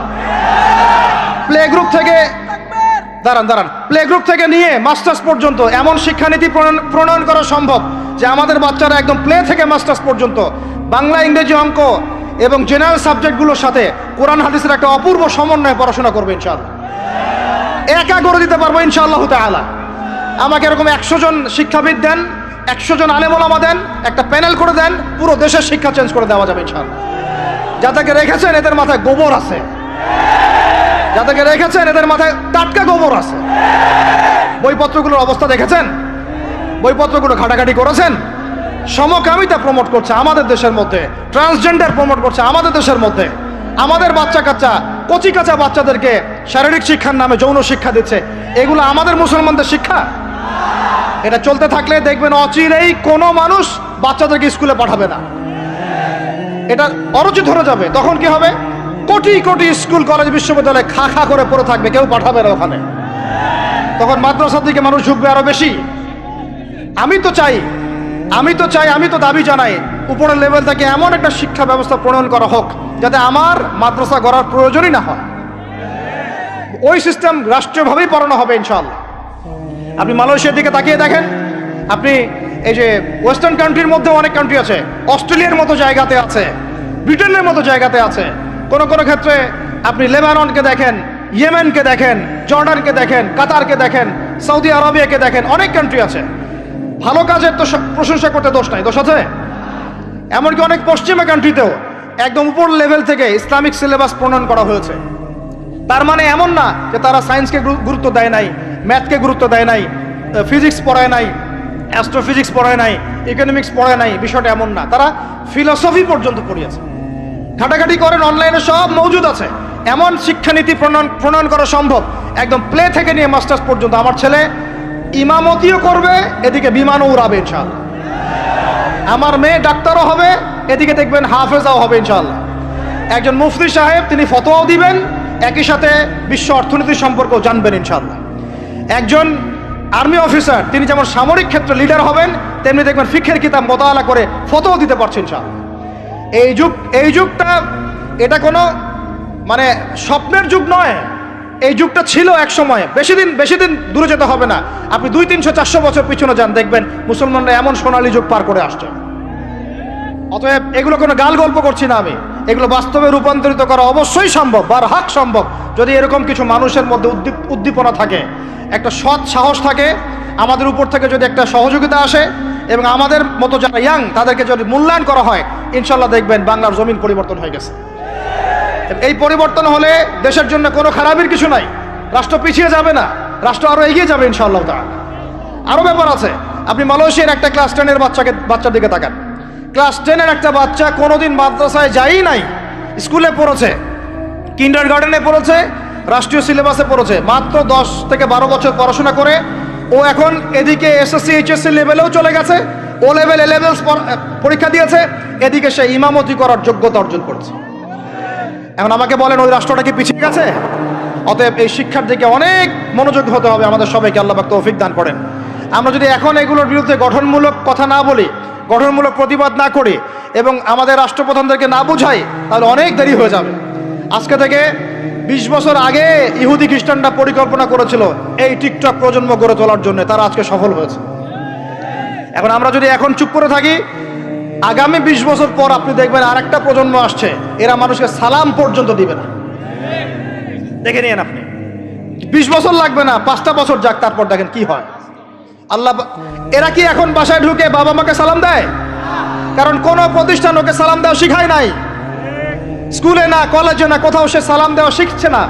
আসসালামু আলাইকুম ওয়া রাহমাতুল্লাহি ওয়া বারাকাতুহু বিশুদ্ধ করে বলতে পারছে না। বিশুদ্ধ করে বলতে হবে না? অর্থ আছে না? এর একটা তাজবিদ আছে না? এগুলো তো আমরা গুরুত্ব দিচ্ছি না। এমন প্রজন্ম গড়ে উঠেছে অলরেডি যারা এখন পিতা মাতাকে সালাম দেয় না, পিতার সাথে ঝগড়া করে, মায়ের সাথে, মায়ের গায়ে হাত তুলে, মায়ের গায়ে হাত তুলে, সম্পত্তির জন্য মাকে হত্যা করে, সম্পত্তির জন্য বাবার গায়ে হাত তোলে। ওদিক থেকে মাস্টার ডিগ্রি পাশ করে আসে ব্রিটেন থেকে, অক্সফোর্ড থেকে, কেমব্রিজ থেকে আইসা এদিকে প্রফেসর হয়েছে বিভিন্ন বিশ্ববিদ্যালয়ের, বাবা পড়ে আছে বৃদ্ধাশ্রমে। কতগুলো এক্সাম্পল নেবেন। এগুলো আমি কি গাল গল্প করছি? আমি কোনো গাল গল্প করতে এখানে আসি নাই, এগুলো বাস্তবতা। যদি বাহিরের চোখ দিয়ে আপনি দেখেন মনে হবে অর্থনীতি অনেক ভালো, ভিতরের চোখ দিয়ে দেখেন অর্থনীতি সুদ দিয়ে ভর্তি হয়ে গেছে। প্রত্যেক পদে পদেই সুদ। গাধাদেরকে আমি তো বুঝাতে পারি নাই, কাগজের টাকা আর এই যে আপনার এই ইলেকট্রনিক মানির কথা তো দীর্ঘদিন বলেছি, কিছু গাধা আছে এদেরকে বুঝাতে পারি নাই। এর মধ্যেও সুদ আছে, এর মধ্যে কি আছে? আর আমি কখনোই বলি নাই যে কাগজের টাকাটা হারাম। মিথ্যাচারে এরা যে পরিমাণ হাদিস জাল বানায়, এদের চেয়ে বড় জাল বানানো কর কেউ নাই বাংলাদেশে। একটা কথাকে ঘুরাই ফিরে এমন ব্যাখ্যা শুরু করবে যে আপনি বিভ্রান্ত হয়ে যাবেন। একটা ইমোশন প্রকাশ করবেন, উহুদের প্রান্তে দাঁড়িয়ে একটা ইমোশন প্রকাশ করবেন, ও বানাই দিবে ও জান্নাতের ঘ্রাণ পেয়ে আসছে। আপনি বলবেন যে কাগজের টাকা নয়, মনিটরি সিস্টেমটা হারাম, ও বানাই দিবে ও বলেছে কাগজের টাকা হারাম। আপনি বলবেন যে আপনার যদি গান শুনতেই হয় তাহলে একা একা শোনেন, আমাকে শোনাচ্ছেন কেন? ও বানাই দিবে ও গান একা শোনা জায়েজ বানাই দিছে। এর এত খবিস, এত খান্নাস, এদের চরিত্রটা চিনতে পারতাম না আমরা যদি গাজাই শোনা আসতো। আল্লাহর কসম, আমিও কিছু কিছু জায়গায় এদেরকে কোনো কোনো ক্ষেত্রে ভালো মনে করতাম। আল্লাহর কসম, গাজাই শোনা আসলে আমি বুঝতে পারতাম না এদের ভিতরে কত মুনাফেকি আছে। আল্লাহ পাক আমাদেরকে মুনাফেকদের থেকে হেফাজত করেন, মাজলুম ভাইদের সাথে থাকার তৌফিক দান করেন, জালেমদের পক্ষপাতিত্ব করা থেকে আল্লাহ হেফাজত করেন। নির্লজ্জদেরকে দেখেছেন? নির্লজ্জরা এখনো বলেছে আইয়ুবী রাহিমাহুল্লাহর আকীদা ঠিক ছিল না। বলি নাউযুবিল্লাহ। আইয়ুবী রাহিমাহুল্লাহ যে ঘোড়ায় চড়ে জিহাদ করেছেন, ওই ঘোড়ার খুরের নিচে যে পরিমাণ মাটি ছিল, তোমার মতো হাজারটা মাতখালিকে ওই জায়গায় নিয়ে গেলেও তার সমপরিমাণ হবে না কখনো ইনশাআল্লাহ। আইয়ুবী রাহিমাহুল্লাহ যে তরোয়াল দিয়ে যুদ্ধ করেছেন, ওর এক ফোঁটা রক্তের দাম তোমাকে বিক্রি করলে হবে না ইনশাআল্লাহ। তুমি তার আকীদা নিয়ে প্রশ্ন তোলো, নির্লজ্জ কোথাকার। একজন বলেছে ফিলিস্তিনিরা মাইর খাবে না কেন? ইহুদিদের সাথে থাকতে থাকতে নাকি ওদের মতোই হয়ে গেছে। নাউযুবিল্লাহ। আল্লাহ মাফ করেন, আল্লাহ হেফাজত করেন। একজন বলেছে যে হামাস ইহুদিদেরই হাতে তৈরি করা, বিচ্ছিন্ন হয়ে নাকি সন্ত্রাসী কর্মকাণ্ড করছে। বলার ভাষা নাই, আমি বলতে বলতে ক্লান্ত হয়ে গেছি, আর বলতে চাই না। বলার আমার রুচিও করে না, আর ভাষাও নেই। তবে এতটুকু আপনাদেরকে আমি আশ্বস্ত করতে চাই, ইনশাআল্লাহ তাআলা বাংলাদেশের হকপন্থী ওলামায়ে কেরামদের যে জামা আছে, কওমি ঘরানার ওলামায়ে কেরামদের যে হকপন্থী ওলামায়ে কেরামদের জামা আছে, প্রত্যেক বই, প্রত্যেক মেম্বার, প্রত্যেক আলোচনায় তারা আল আকসা ইস্যুটাকে জীবিত রাখবে ইনশাআল্লাহ। এটাকে আমরা জীবিত রাখবো ইনশাআল্লাহ। ওরা এটাকে ভুলিয়ে দিতে চাচ্ছে, এই জন্য নতুন নতুন ইস্যু তৈরি করার চেষ্টা করছে। খবরদার, আপনারা এই ইস্যুতে পা দিবেন না। আপনাদেরকে ভিতরে চোখ খুলতে হবে এবং মূল গন্তব্য চিনতে হবে। আল্লাহ রাব্বুল আলামিন আমাদের সবাইকে ভিতরে চোখ দিয়ে এই বিশ্বকে দেখার তৌফিক দান করেন। বিশ্ব অর্থনীতিকে দেখবেন, ভিতরে চোখ দিয়ে দেখবেন। ইলেকট্রনিক মানির মধ্যেও সুদ আছে, কাগজের টাকার ভিতরেও সুদ ঢুকেছে। সামনে আসবে বিটকয়েন্স, যেটা অলরেডি চলে আসছে। আরেকটা আসবে, সেটা হলো ক্যাশলেস সোসাইটি। কি বললাম বলেন? বলদ বলবে যে ভবিষ্যৎবাণী করে গেল, আহলুল বলদ ওয়াল কিরদা, আহলুল হিমার ওয়াল কিরদা। তো এরা ভবিষ্যৎবাণী করে গেল। আরে বর্তমান সম্পর্কে তুমি খবর রাখো না বলেই তো বর্তমানকে ভবিষ্যৎ মনে হয় তোমার। এটা বহু কান্ট্রিতে অলরেডি চালু হয়ে গেছে। এই যে আমাদের অনেক ভাই ব্যবসা করে, তারা চায়না যায়, কোরিয়া যায়, উত্তর কোরিয়া, দক্ষিণ কোরিয়া যায়। ওরা দেখে আসতেছে চায়না চালু করে ফেলছে অলরেডি। ক্যাশলেস সোসাইটি মানে হচ্ছে আপনি আপনার মুদ্রাকে সংরক্ষণ করতে পারবেন না।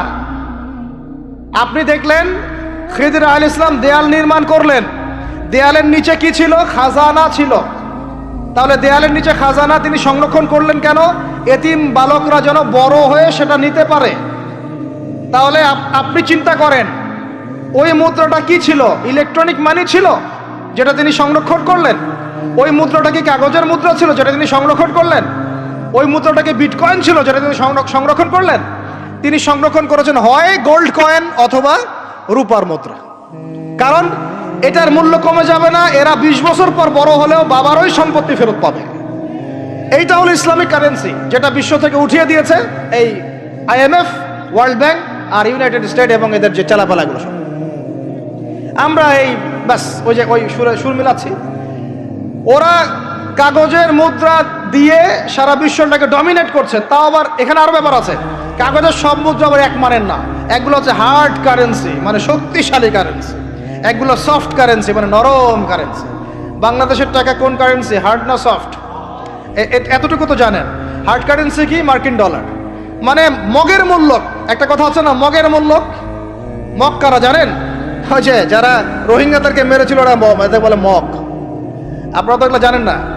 ছোটবেলা আমাদের বাবা মারা ঘুম পাড়াতো না, খোকা ঘুমালো পাড়া জুড়ালো বর্গি এলো দেশে, মনে আছে?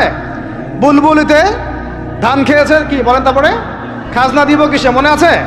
ধান ফুড়ালো পান ফুড়ালো কি জানি, খাজনার উপায় কি, আর কটা দিন সবর করো নাকি রসুন।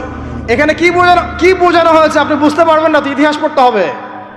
খোকা ঘুমালো পাড়া জুড়ালো বর্গি এলো দেশে। বর্গি মানে এই যে মগদেরকে বোঝানো হয়েছে। ওরা উগ্র ছিল, যেখানে যাইতো এরকম মঙ্গলদের মতো ম্যাসাকার করতো, ফসল বিনষ্ট করতো, ট্যাক্স নিত, জুলুম করতো। ওইটা ভয় দেখানো হতো। ওই জন্য ওদের মূল্যক, ওদের এই যে আগ্রাসনটাকে বলা হয় মগের মূল্যক। মগের মূল্যকের ব্যাখ্যা বুঝলেন? এটা মগের মূল্য। ওরা এখন হার্ড কারেন্সি দিয়ে মগের মূল্যক। কিরকম? যে সারা বিশ্বের সফট কারেন্সিগুলো আমার কারেন্সি দিয়ে নির্ধারিত হবে, মানে আপনার 100 টাকা সমান সমান ওর $1 মগের মূল্যক। কেন আমার 1 টাকা সমান সমান তোমার $1 হতে পারে না? হতে পারে না। এটা করতে দিবে না, কারণ এটা করলে আপনার অর্থনৈতিক অবস্থা অনেক সমৃদ্ধ হয়ে যাবে এবং আপনি তাদের সমান হয়ে যাবেন। আপনি যে দামে তেল কিনবেন তাকেও সে দামে তেল কিনতে হবে। তো ওরা এটা ধরিয়ে দিল। শুধু তাই না, IMF এর মাধ্যমে, ফেডারেল রিজার্ভের মাধ্যমে, ওয়ার্ল্ড ব্যাংকের মাধ্যমে তারা এটাকে আমরা দ্বিতীয় বিশ্বযুদ্ধের পরের কথা বলছি আর কি।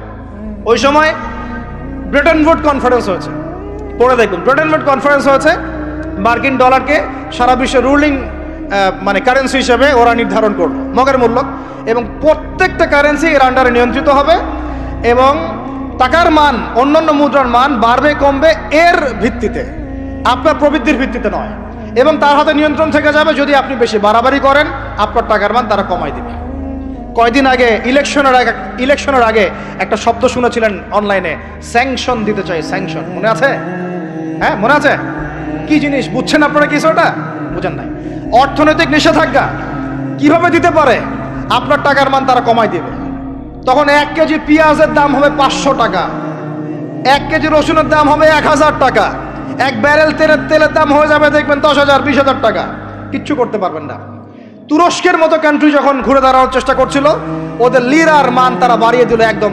ওটা তো মনে হয় 12,000 পর্যন্ত চলে গেছে। ইনফ্লেশন বলি আমরা এটাকে, মুদ্রাস্ফীতি, ওটা প্রায় 12,000% পর্যন্ত বেড়ে গিয়েছিল। বলি নাউজুবিল্লাহ। এগুলো জুলুম, অর্থনৈতিক জুলুম। বাইরের চোখ দিয়ে দেখলে মনে হবে সুন্দর চলছে সবকিছু, ভিতরের চোখ দিয়ে দেখা শিখলে বুঝবেন অর্থনৈতিক ক্ষেত্রে এই বিশ্বে এই জায়নিস্টরা, ইহুদি খ্রিস্টানরা সবচেয়ে বেশি জুলুম করেছে। আরো আছে, বলতে থাকলে সারা রাত যাবে। এরপরে তারা আরবদেরকে বুঝালো, ইয়া শাইখ, আরবদেরকে বুঝালো, হাবিবি, ইয়া হাবিবি, কাছে আসেন, শোনেন, আমরা আপনাদের কাছে তেল আছে, আপনারা তো তেল বয়কট করে দিয়েছেন, আর তেল ছাড়া তো আমাদের যুদ্ধ বিমান ফ্লাই করছে না। তেল কাদেরকে দিয়েছে আল্লাহ পাক? মিডল ইস্টে আরবকে দিয়েছে, ঠিক আছে? এখন হাবিবিকে বলা হচ্ছে আপনারা তো তেল বয়কট করে দিলেন। এটা করেছিল বাদশাহ ফয়সাল, বলেন রাহিমাহুল্লাহ। উনি একজন সাহসী নেতা ছিলেন, এই জন্যই তাকে গুপ্ত হত্যা করা হয়েছে। সাহসী যারা তাদেরকে গুপ্ত হত্যা করে, এদের একটা সুন্নত। এটা মাথায় রাখবেন। খুব খুব ট্যালেন্টেড একজন দেখবেন, খুব ট্যালেন্টেড একজন বিজ্ঞানী দেখবেন হঠাৎ নাই, তাপাস করে মিসাইল এসে পড়ে গেল। এমন সূক্ষ্ম স্নাইপার দূর থেকে 12,000 কিলোমিটার দূর থেকে মেরে দিলে আপনার কলিজার মধ্যে ফেলে গেল। এগুলো জেনে বুঝেই আমরা প্রতিদিন সকাল করি, সন্ধ্যা করি, আলহামদুলিল্লাহ। কারণ অ্যাটলিস্ট আপনাকে তো জানতে হবে। জেনে নেন, পরে আপনারা চিন্তা করবেন যে কিভাবে লাইফ লিড করবেন। ফাযাক্কির ইন্নামা আনতা মুযাক্কির, আপনি উপদেশ দিন, শুধু আপনি উপদেশ দাতা। লাস্তা আলাইহিম বিমুসাইতির। ফাযাক্কির ইন নাফাআতিয যিকরা সায়াযাক্কারু মান ইয়াখশা, যারা আল্লাহকে ভয় করে তারা ফিরে আসবে ইনশাআল্লাহ। তো যেটা বলছিলাম, বাদশা ফয়সাল একদম বয়কট করে দিলেন। এবার ওরা এসে বুঝাচ্ছে যে তেল ছাড়া তো আমাদের চলছে না। এদিকে ওদের ডলারের মান কমে যাচ্ছে, মুদ্রাস্ফীতি হচ্ছে, ইনফ্লেশন হচ্ছে। এখন তারা বোঝালো যে ঠিক আছে, একটা চুক্তি করা যাক। যুবকরা ভালো করে শোনেন, এগুলো জানেন না বলেই অনেক সময় আপনি সহি সহি বলে সহি ভুল পথে যাচ্ছেন ভাই। সহি পথেই যাচ্ছেন, বাট এটা সহি ভুল হয়ে যাচ্ছে। ওরা বোঝাতে পারছি? সহিহের আড়ালে একটা মারাত্মক জয়ীফ আর জাল আকীদা আছে। এটা আপনার সামনে সহি দিয়ে ঢেকে দেওয়া হয়েছে, বুঝতে পারতেছেন না। এই জায়গাটাকে ভালো করে বোঝেন। যখন উম্মর সাথে কেউ গাদ্দারি করে তখন সে সহি থাকে না। উম্মতের সাথে কেউ যদি গাদ্দারি করে তখন সে কি থাকে না? সহি থাকে না। এখন আসেন, আমি ধর্মতাত্ত্বিক কথা বলছি। এখানে বাদশা ফয়সাল তাকে কনভিন্স করা হলো, ঠিক আছে আমরা তেল কিনবো, আপনাদের কাছ থেকে কিনবো, আপনাদের গালফ কান্ট্রি যেগুলো আছে এদের কাছ থেকে কিনবো, তবে একটা শর্ত, আপনারা তেল বিক্রি করবেন শুধু মার্কিন ডলারে, অন্য কোনো কারেন্সিতে তেল বিক্রি করতে পারবেন না। বলেন নাউজুবিল্লাহ। আপনি বাংলাদেশ গভর্নমেন্ট যদি গিয়ে এক ব্রিফকেসের মধ্যে 1 কোটি টাকা নিয়ে যায়, বুঝেন কথা, বুঝতে পারতেছেন? 1 কোটি টাকা আমাদের টাকা নিয়ে গিয়ে যদি বলে শেখ হাবিবি আমাকে তেল দাও, ওরা বলবে তেল দিতে পারবো না, খালাস, কুল্লু খালাস, এখান থেকে বের হও। কথা বুঝতে পারেন নাই? 1 কোটি কি দিবেন? টাকা, তেল দিবে না। লিখে নেন, দিবে না। কিন্তু সেই 1 কোটি টাকাকে যদি আপনি ডলারে কনভার্ট করেন, ওটাকে ডলার দিয়ে কনভার্ট করেন, করে যদি বলেন হাবিবি তেল, তখন বলবে যে আসো দায়ালিলাহি, তেল নিয়ে যাও, খালাস, কুল্লু খালাস। এটা বুঝতে পারছেন? তেল বিক্রি করব শুধুমাত্র ডলার দিয়ে, ডলার ছাড়া অন্য কোনো কারেন্সিতে তেল বিক্রি করতে পারবো না। এইটা পশ্চিমারা আরবদের সাথে একটা সন্ধি করলো আর কি, চুক্তি করলো। এই চুক্তির নাম হলো পেট্রো ডলার মনিটরি সিস্টেম। বুঝতে পারলাম? Petro dollar monetary system. এর বদৌলতে আরবের মরুভূমি হয়ে গেল এখন একদম অট্টালিকার প্রাসাদ। বোঝা যায়? মরুভূমিগুলো হয়ে গেল কি অট্টালিকার প্রাসাদ, আর বাকি পুরো মুসলিম উম্মার উপর দেখেন কি দুরবস্থা নেমে আসছে। শুধু তাই না, ওই ডলার হলো একদম লিডার, কারেন্সির লিডার। এখন ওই ডলার তেলের মান নির্ধারণ করবে, আপনি টাকা দিয়ে করতে পারবেন। সারা বিশ্বের সবচেয়ে বড় অর্থনৈতিক জুলুম হচ্ছে এই পেট্রো ডলার মনিটরি সিস্টেম। এর চেয়ে বড় কোনো জুলুম হয়নি অর্থনৈতিক জীবনে। এখন অনেক ওলামায়ে কেরাম আছেন আপনারা এখানে, আমি জানি উপস্থিত, আপনারা একটু ফিকহের কিতাবগুলো মোতালা করে আমাদেরকে একটা ফতোয়া দিয়েন যে এইরকম মনিটরি সিস্টেম প্রণয়ন করা জায়েজ না না জায়েজ। এটা আপনারা চিন্তা ফতোয়া দিয়েন, আমি ফতোয়া দিতে পারবো। আমি অর্থনৈতিক ভাষায় বলতেছি যে এই মনিটরি সিস্টেমটা পুরো বিশ্ব জুলুম নিয়ে আসছে। এখন আদতে, এখন শোনেন এই অংশটুকু শোনেন, তারপরে আমি শেষের দিকে চলে আসতেছি। আদতে এতে পশ্চিমাদের লাভ কি হয়েছে শোনেন। আমার কাছে এই যে ডলার, এটা আমি ছাপাই আমার দেশে, আমার কারখানায়। আমার খরচ হচ্ছে কাগজ, আমার খরচ হচ্ছে মেশিন, আমার খরচ হচ্ছে কালি। বোঝা যায়? বোঝা যাচ্ছে? আচ্ছা, এখন সেটা আমি বানালাম, ছাপালাম, গিয়ে আমি আরবকে দিলাম, তেল দাও। ওরা এই কাগজের টাকাটা নিল, নিয়ে রিজার্ভ করলো, করে মূল যে তেল, এই তেলটা মনে করেন তেল বা সোনা, তেল বা সোনা একই কথা, কারণ সোনার ফাংশন প্লে করছে এখন তেল। এখন তো যেহেতু গোল্ড দিনার নাই, দিরহাম নাই, এই তেলটা তারা নিয়ে ওদের দেশের আন্ডারগ্রাউন্ডে বাংকার আছে, গ্যালনকে গ্যালন তেল রিজার্ভ করতে থাকলো। এমনভাবে রিজার্ভ করতে থাকলো যে বিগত আগামী 30 বছর যদি বিশ্বে কোনো তেল নাও থাকে, ওরা চলতে পারবে, প্লেন উড়াইতে পারবে। ওদের মিলস বন্ধ হবে না, ফ্যাক্টরি বন্ধ হবে না, ওদের ইন্টারনেট সেকশন বন্ধ হবে না, বিদ্যুৎ বন্ধ হবে না, ওদের কোনো কিছুই বন্ধ হবে না, কোনো প্রযুক্তি বন্ধ হবে না। এত তেল তারা এখন রিজার্ভ করলো কি দিয়ে? ওর দেশে ছাপানো বিনামূল্যের ডলার দিয়ে। এবং সেই ডলারটা আমরা নিলাম, নিয়ে আমরা মাশাআল্লাহ অট্টালিকা নির্মাণ করলাম, আর মনে করলাম যে মাশাআল্লাহ আমি তো খুব ধনী হয়ে গেলাম, সমৃদ্ধি অর্জন করলাম। আদতে এখানে পশ্চিমাদের সবই লাভ। আমরা বলি না জালাও তাই কদু, সরি, আমরা বলি আম গেল সালাও গেল, তাই না? এখানে আমও তাদের, সালাও তাদের। আদতে আমাদের কিছু নাই। আপনারা হাসতেছেন, এইটা হচ্ছে সারা বিশ্বের সবচেয়ে বড় জুলুম। এখন আমরা তো থার্ড ওয়ার্ল্ডের কান্ট্রি, এটা হচ্ছে যারা বড় বড় ধনী রাষ্ট্র, ওদের অবস্থা হচ্ছে এই। আর আমরা যারা থার্ড ওয়ার্ল্ডের কান্ট্রি, উন্নত বিশ্বের দিকে এগিয়ে যাচ্ছে, আমরা যারা আস্তে আস্তে, যে পথে আমাদের দুর্নীতি বাধা, আমাদের এই যে নৈতিকতার অবক্ষয় বাধা, আমাদের মধ্যে আমানতহীনতা বাধা, এই বাধাগুলো আমাদেরকে আগাতে দিচ্ছে না। তা আমাদের অবস্থা কি হতে পারে তাহলে চিন্তা করেন। এখন আমরা এই জায়গায় আছি, এই জায়গায় বসে বসে আপনি মনে করছেন যে আপনি মাশাআল্লাহ খুব পাক্কা মুসল্লি, হালাল খাচ্ছেন, নামাজ পড়তেছেন, তাহাজ্জুদ গোজার, জান্নাত কিনে নিয়েছেন মাশাআল্লাহ। অথচ আপনার অর্থনীতি সুদভিত্তিক, এবং এই সুদভিত্তিক অর্থনীতির আন্ডারে থেকে কোনো বেসরকারি ব্যাংক পর্যন্ত 100% সুদমুক্ত সিস্টেম দিতে পারবে না। ফুল স্টপ, খালাস। আর এর উপরে আবার আছে ঘুষ, তার উপরে আবার আছে দুর্নীতি, তার উপরে আপনারা আবার মাপে কম দিচ্ছেন, তার উপর আবার পণ্য মজুত করছেন, মার্কেটে ইচ্ছাকৃতভাবে প্রাইস বাড়ায় দিচ্ছেন, এই কাজগুলো করছেন। আমি শিক্ষিত একটা সমাজ পেয়েছি বলে কথাগুলো এভাবে মাহফিলে বললাম। এগুলো মাহফিলে কিন্তু আলোচনা হয় না। এগুলো কি মাহফিলে আলোচনা হয়? আমরা বিশ্বাস করি গাজীপুরের শহরের মানুষ, সব ঢাকার মানুষ, আপনারা সব বুঝেন, ইন্টেলেকচুয়াল অডিয়েন্স আছেন এখানে। এই কথাগুলো খোলামেলা বলার কারণেই ওদের দ্বারা পালিত কিছু তথাকথিত শায়েখ আমার উপর খুব ক্ষিপ্ত। এর আকীদা ঠিক না, এর মানহাজ ঠিক না, লেকচার শোনা যাবে না, ইত্যাদি ইত্যাদি। ঠিক আছে, আমারটা শোনার দরকার নেই, তোমাকে শুনতে কে বলছে? তোমার শোনার ইচ্ছা করে না, তুমি শুনিও না।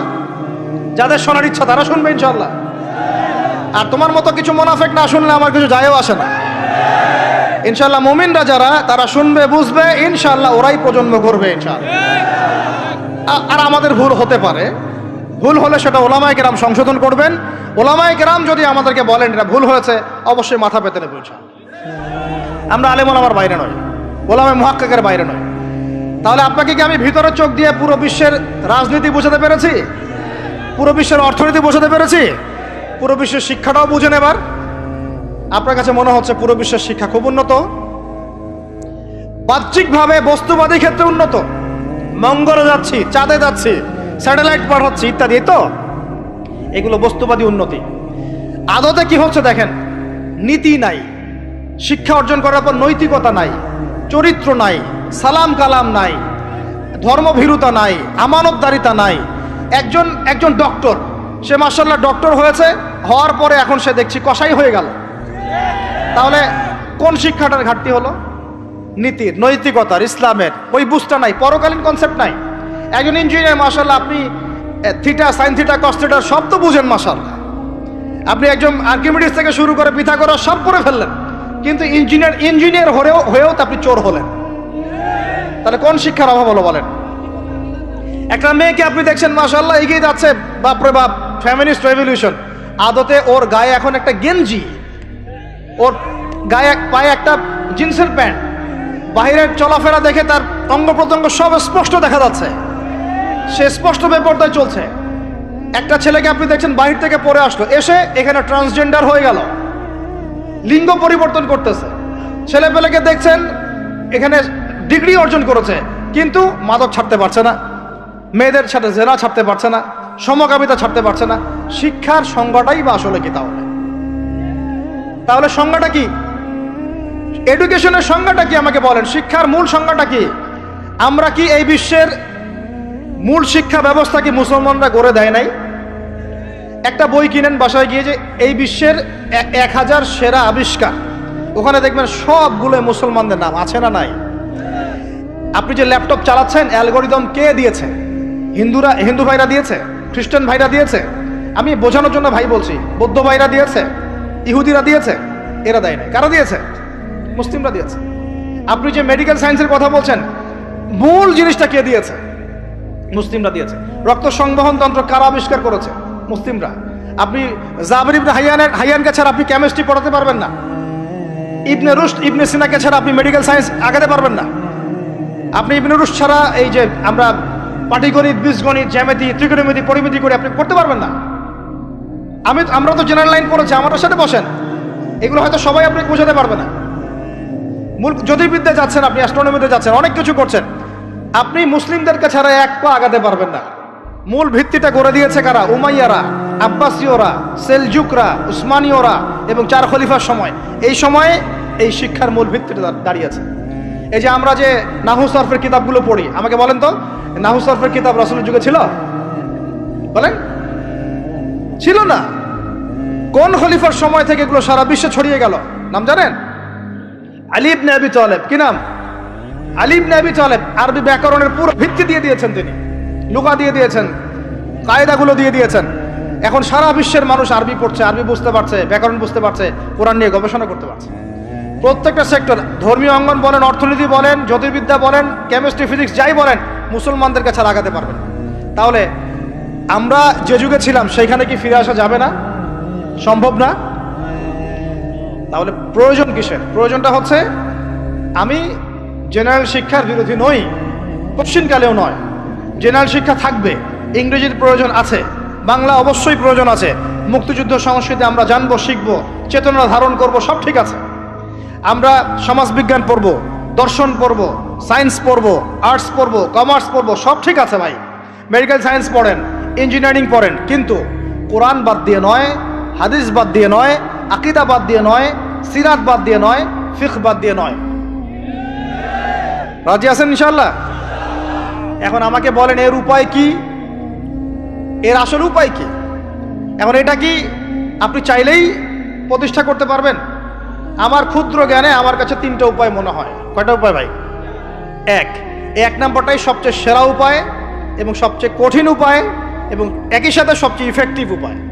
এটা যদি করা যায় তাহলে আর 2-3-এর প্রয়োজন হবে না।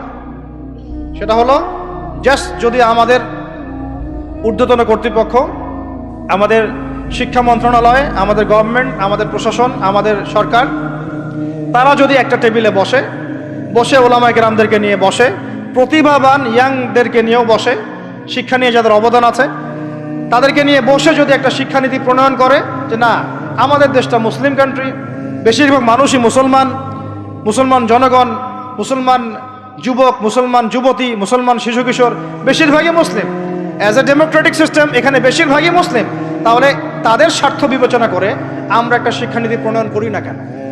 একটা শিক্ষানীতি প্রণয়ন করি যেখানে প্লে গ্রুপ থেকে শুরু করে মাস্টার্স পর্যন্ত আমরা মাশাআল্লাহ 2টা শিক্ষাকে সমন্বয় করে দেব। এই সমন্বয়টা করলে আমার ছেলে, বললাম তো, 2 দিকেই ইনশাআল্লাহ এক্সপার্ট হবে। আমাদেরকে আলাদা করে কোনো প্রতিষ্ঠান খুলতেও হবে না। এটা কি করা যায় না? এটা যদি করা যায় তাহলে আমাদেরকে আলাদা করে কোনো মাদ্রাসাও খুলতে হচ্ছে না এখন, বরং যা আছে এটা দিয়ে যথেষ্ট, যা আছে এটা দিয়ে যথেষ্ট। আর সুন্দর নীতি থাকবে, সিলেবাস করে দেওয়া হবে, দেখবেন সবাই একই ভাষায় কথা বলছে, একই শিক্ষা শিক্ষিত হচ্ছে। একটা লেভেল পর্যন্ত অ্যাটলিস্ট মানুষ নৈতিক শিক্ষা পাবে, ইসলামী শিক্ষা পাবে। পরবর্তীতে গিয়ে ফ্যাকাল্টি আলাদা হয়ে যাবে, তারা কেউ ইঞ্জিনিয়ার, কেউ ডক্টর, ইত্যাদি ইত্যাদি হতে পারে। এটা যদি আমাকে বলেন, আমাকে 5টা বছর সময় দেন, 5 বছর সময় দেন, যদি মূল্যায়ন করেন, আমি ইউসুফ আলাইহিস সালামের মতো বলতে বাধ্য হচ্ছি এখন, কারণ আমি এটা দেখে অনেক ব্যথিত হচ্ছি। কেউ বলুক না বলুক, আমি কোনো দলের পক্ষ থেকে বলছি না, কোনো মতের পক্ষ থেকে না, কোনো রাজনৈতিক ব্যক্তিবর্গের পক্ষ থেকেও নই, আমি আমার ব্যক্তিগত ব্যক্তি স্বার্থের পক্ষ থেকে বলছি, আমাকে 5টা বছর সময় দেন, ইনশাল্লাহ এটা আমি করে দিতে পারবো। জাস্ট আমাকে একটা সমৃদ্ধ লাইব্রেরি দেন, বসার জায়গা দেন, কাজ করার জায়গা দেন, স্বাধীনতা দেন, ইনশাল্লাহ আমি করে দেই। তারপরে আপনারা চেক করেন, যদি মনে হয় হ্যাঁ দেয়া যায় তাহলে দেন, না হলে আমারটা ছুঁড়ে ফেলে দিন ইনশাল্লাহ। পরে প্রয়োজনে ওটা আমি একা আমার একটা ইউনিভার্সিটি বানাই, সেখানে পড়াবো ইনশাল্লাহ। এটা 1 নাম্বার অপশন। 2, যদি এটা না করা হয়, আর এটা না করার সম্ভাবনাও আছে, কারণ আমি বলছি পুরো বিশ্ব আমরা নিয়ন্ত্রণ করি না, আমরা নিয়ন্ত্রিত। আমরা কি নিয়ন্ত্রিত?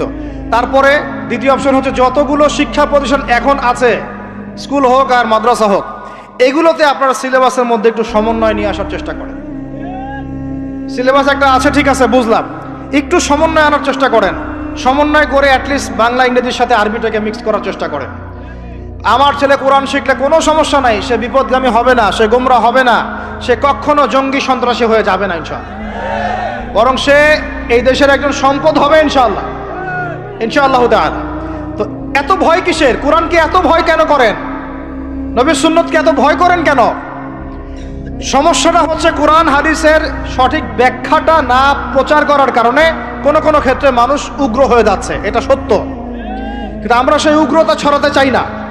আমরা কোনো বিচ্ছিন্ন জনগোষ্ঠী নই, আর আমাদের কোনো গোপন কোনো এজেন্ডাও নাই। আমাদের এজেন্ডা একদম স্পষ্ট পরিষ্কার। আমরা বাইতুল মুকাদ্দাস চাই, আমরা মুসলমানদের মধ্যে নৈতিকতা চাই, সুন্দর শিক্ষানীতি চাই, হালাল অর্থনীতি চাই, এবং হালালভাবে বেঁচে খেয়ে আল্লাহর ইবাদত করতে চাই, এতটুকুই। এর বেশি কিছু আমরা চাই না। এর বেশি কিছু চান না? আল্লাহ পাক আমাদের সবাইকে তৌফিক দান করেন। তো এই 2 নম্বর অপশনটাও এফেক্টিভ যদি আপনারা করতে পারেন। আর 2 নম্বরও যদি কাজ না হয়, তাহলে 3 নম্বর একটা অপশন খোলা থাকে যে নতুন করে কিছু প্রতিষ্ঠান গড়ে তোলেন এবং সেই প্রতিষ্ঠানগুলোতে আপনি আপনার মতো করে সুন্দর সিলেবাস মেনটেন করে আপনার বাচ্চাদেরকে পড়ানোর চেষ্টা করেন, যেখানে বাংলা, ইংরেজি, অঙ্ক এগুলোও থাকবে, জেনারেল শিক্ষাও থাকবে এবং ইসলামিক শিক্ষাও থাকবে।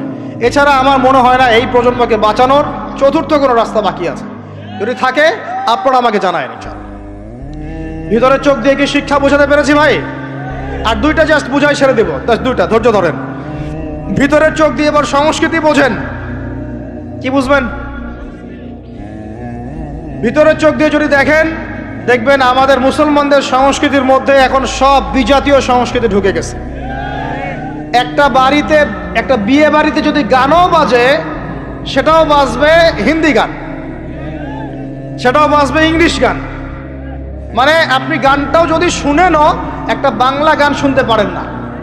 কারণ যে বাংলা ভাষার জন্য আপনি জীবন দিয়েছেন বলে দাবি করছেন, ওই চেতনাও আপনার মধ্যে আর বাকি নাই। ভাষার দিবস যখন আসে, আমরা তখন একটা শোডাউন করার চেষ্টা করি, শহীদ মিনারে ফুল দেওয়ার চেষ্টা করি। আর সারা বছর আমার বাসা চলে হিন্দি গান, ইংরেজি গান, ইত্যাদি ইত্যাদি। হিন্দি সিনেমা, ইংরেজি সিনেমা। তো সংস্কৃতির কোন জায়গায় বাঙালিত্ব ধরে রাখতে পারলাম? পোশাক আশাক পরছি, কোন পোশাকটা বাঙালির সাথে মেলে? জুব্বা, দাড়ি টুপি, নাকি জিন্সের প্যান্ট আর গেঞ্জি? বলেন। শেরে বাংলা একে ফজলুল হকের দিকে তাকান, মৌলানা ভাসানের দিকে তাকান। সংস্কৃতি কি ছিল আমাদের? আমাদের বাপদাদাদের যুগটা চলে যান, ওই ফজরের আগে তারা ঘুম থেকে উঠতেন। আসসালাতু খায়রুম মিনান নাওম, কানে গেলে ঘুম থেকে উঠে যাইতেন, নামাজ পড়তেন। বাংলার ঘরে ঘরে কোরআন তেলাওয়াত শোনা যাইতো। এখন কি শোনা যায়? ফজরে পুরা ঘুম। প্রথম কাতারে আপনি যে কটা মানুষকে পাবেন, তার মধ্যে 90% দাড়ি পাকা। যুবকদেরকে আপনি পাবেন না। এরা ঘুমাচ্ছে রাত 3টায় 4টায়, 3-4টা পর্যন্ত এরা ফেসবুক, ইউটিউব, টিকটক এবং মেয়েদের সাথে হারাম অ্যাফেয়ার্স। এই ছেলেরা কি আদতে বাঙালি? এরা কি বাঙালি? না আমরা মুসলমান হতে পেরেছি ঠিক মতো, না বাঙালি হতে পেরেছি ঠিক মতো। যখন ইংরেজ বিরোধী বিদ্রোহ চলছিল না, তখন বাঙালিরাও কবিতা লিখেছিল হিন্দিতে। আপনারা তো এগুলো হিস্ট্রি পড়েনও না। তখন তারা বলতেন, একটা স্লোগান দিতেন, सरफरोशी की तमन्ना अब हमारे दिल में है, देखना है जोर कितना बाजुए कातिल में है। বুঝেন না এই কথা? আমাদের মনের মধ্যে এখন সরফরোশি কি তামান্না, স্বাধীনতার চেতনা আমাদের মনের মধ্যে এসেছে। দেখার বাকি আছে জালেমের বাহুতে কত শক্তি আছে। আপনারা এখন কাজী নজরুল ইসলামের কবিতা পড়েন না। এক ভাই কবিতা আবৃত্তি করেছিলেন এখানে, খুব সুন্দর হয়েছে, মাশাআল্লাহ মাশাআল্লাহ। এগুলোর চর্চা কোথায়? সংস্কৃতি নিয়ে যে আমরা এত বড়াই করি, বলেন বাঙালির সংস্কৃতির চর্চা কোথায়? কাজী নজরুল ইসলামের কবিতা আমরা আমাদের পাঠ্যপুস্তকে পড়েছি। ওমর রাদিয়াল্লাহু আনহুকে নিয়ে কবিতা ছিল, মনে আছে? মনে নেই, ভুলে গেছেন? আমরা পড়েছি, মনে নেই আপনাদের? আস্তাগফিরুল্লাহ। উমর ইবনুল খাত্তাব, আমিরুল মুমিনিন, তোমার কি জানি, তোমার স্মৃতি আজানের ধ্বনি না, জানে না মুয়াজ্জিন। আমি ভুলে গেছি, অনেকদিন আগে পড়াগুলো, আমি চর্চা এখন করি না। তো মুয়াজ্জিন জানে না যে হে আমিরুল মুমিনিন, তোমার স্মৃতিতেই এই আজান দেয়া হচ্ছে। মানে আমিরুল মুমিনিনের যে স্বপ্ন, এখান থেকে কিন্তু আজানের ইয়াটা আসছে। আর যায়েদ ইবনে সাবিত রাদিয়াল্লাহু আনহু স্বপ্ন থেকে, তিনি হেঁটে যাচ্ছেন একবার উটের পিঠে ভৃত্যকে বসালেন আর ভৃত্যকে নামালেন, তিনি উঠলেন, উনি নামলেন, ভৃত্যকে উঠালেন, এভাবে পায়ে হেঁটে হেঁটে বাইতুল মুকাদ্দাস পর্যন্ত গেলেন। জানেন না আপনারা এগুলো ঘটনা? কোথায় এগুলো, কোথায় এখন বলেন? আছে পাঠ্যপুস্তকে? ঢাক, ঢোল, ডুগি, তবলা কি শুরু করেছেন আপনারা? আসলে আসলে বাঙালি সংস্কৃতি বলতে কি বোঝাচ্ছেন? আহমেদ সফার নাম শুনেছেন? তাকে ছাড়া আপনি বাঙালি সংস্কৃতি কোথায় পাবেন? এই বাঙালি সংস্কৃতির ভিতরে এই যে ওলামায়ে কেরামের অবদান, এটা আপনি কিভাবে অস্বীকার করছেন?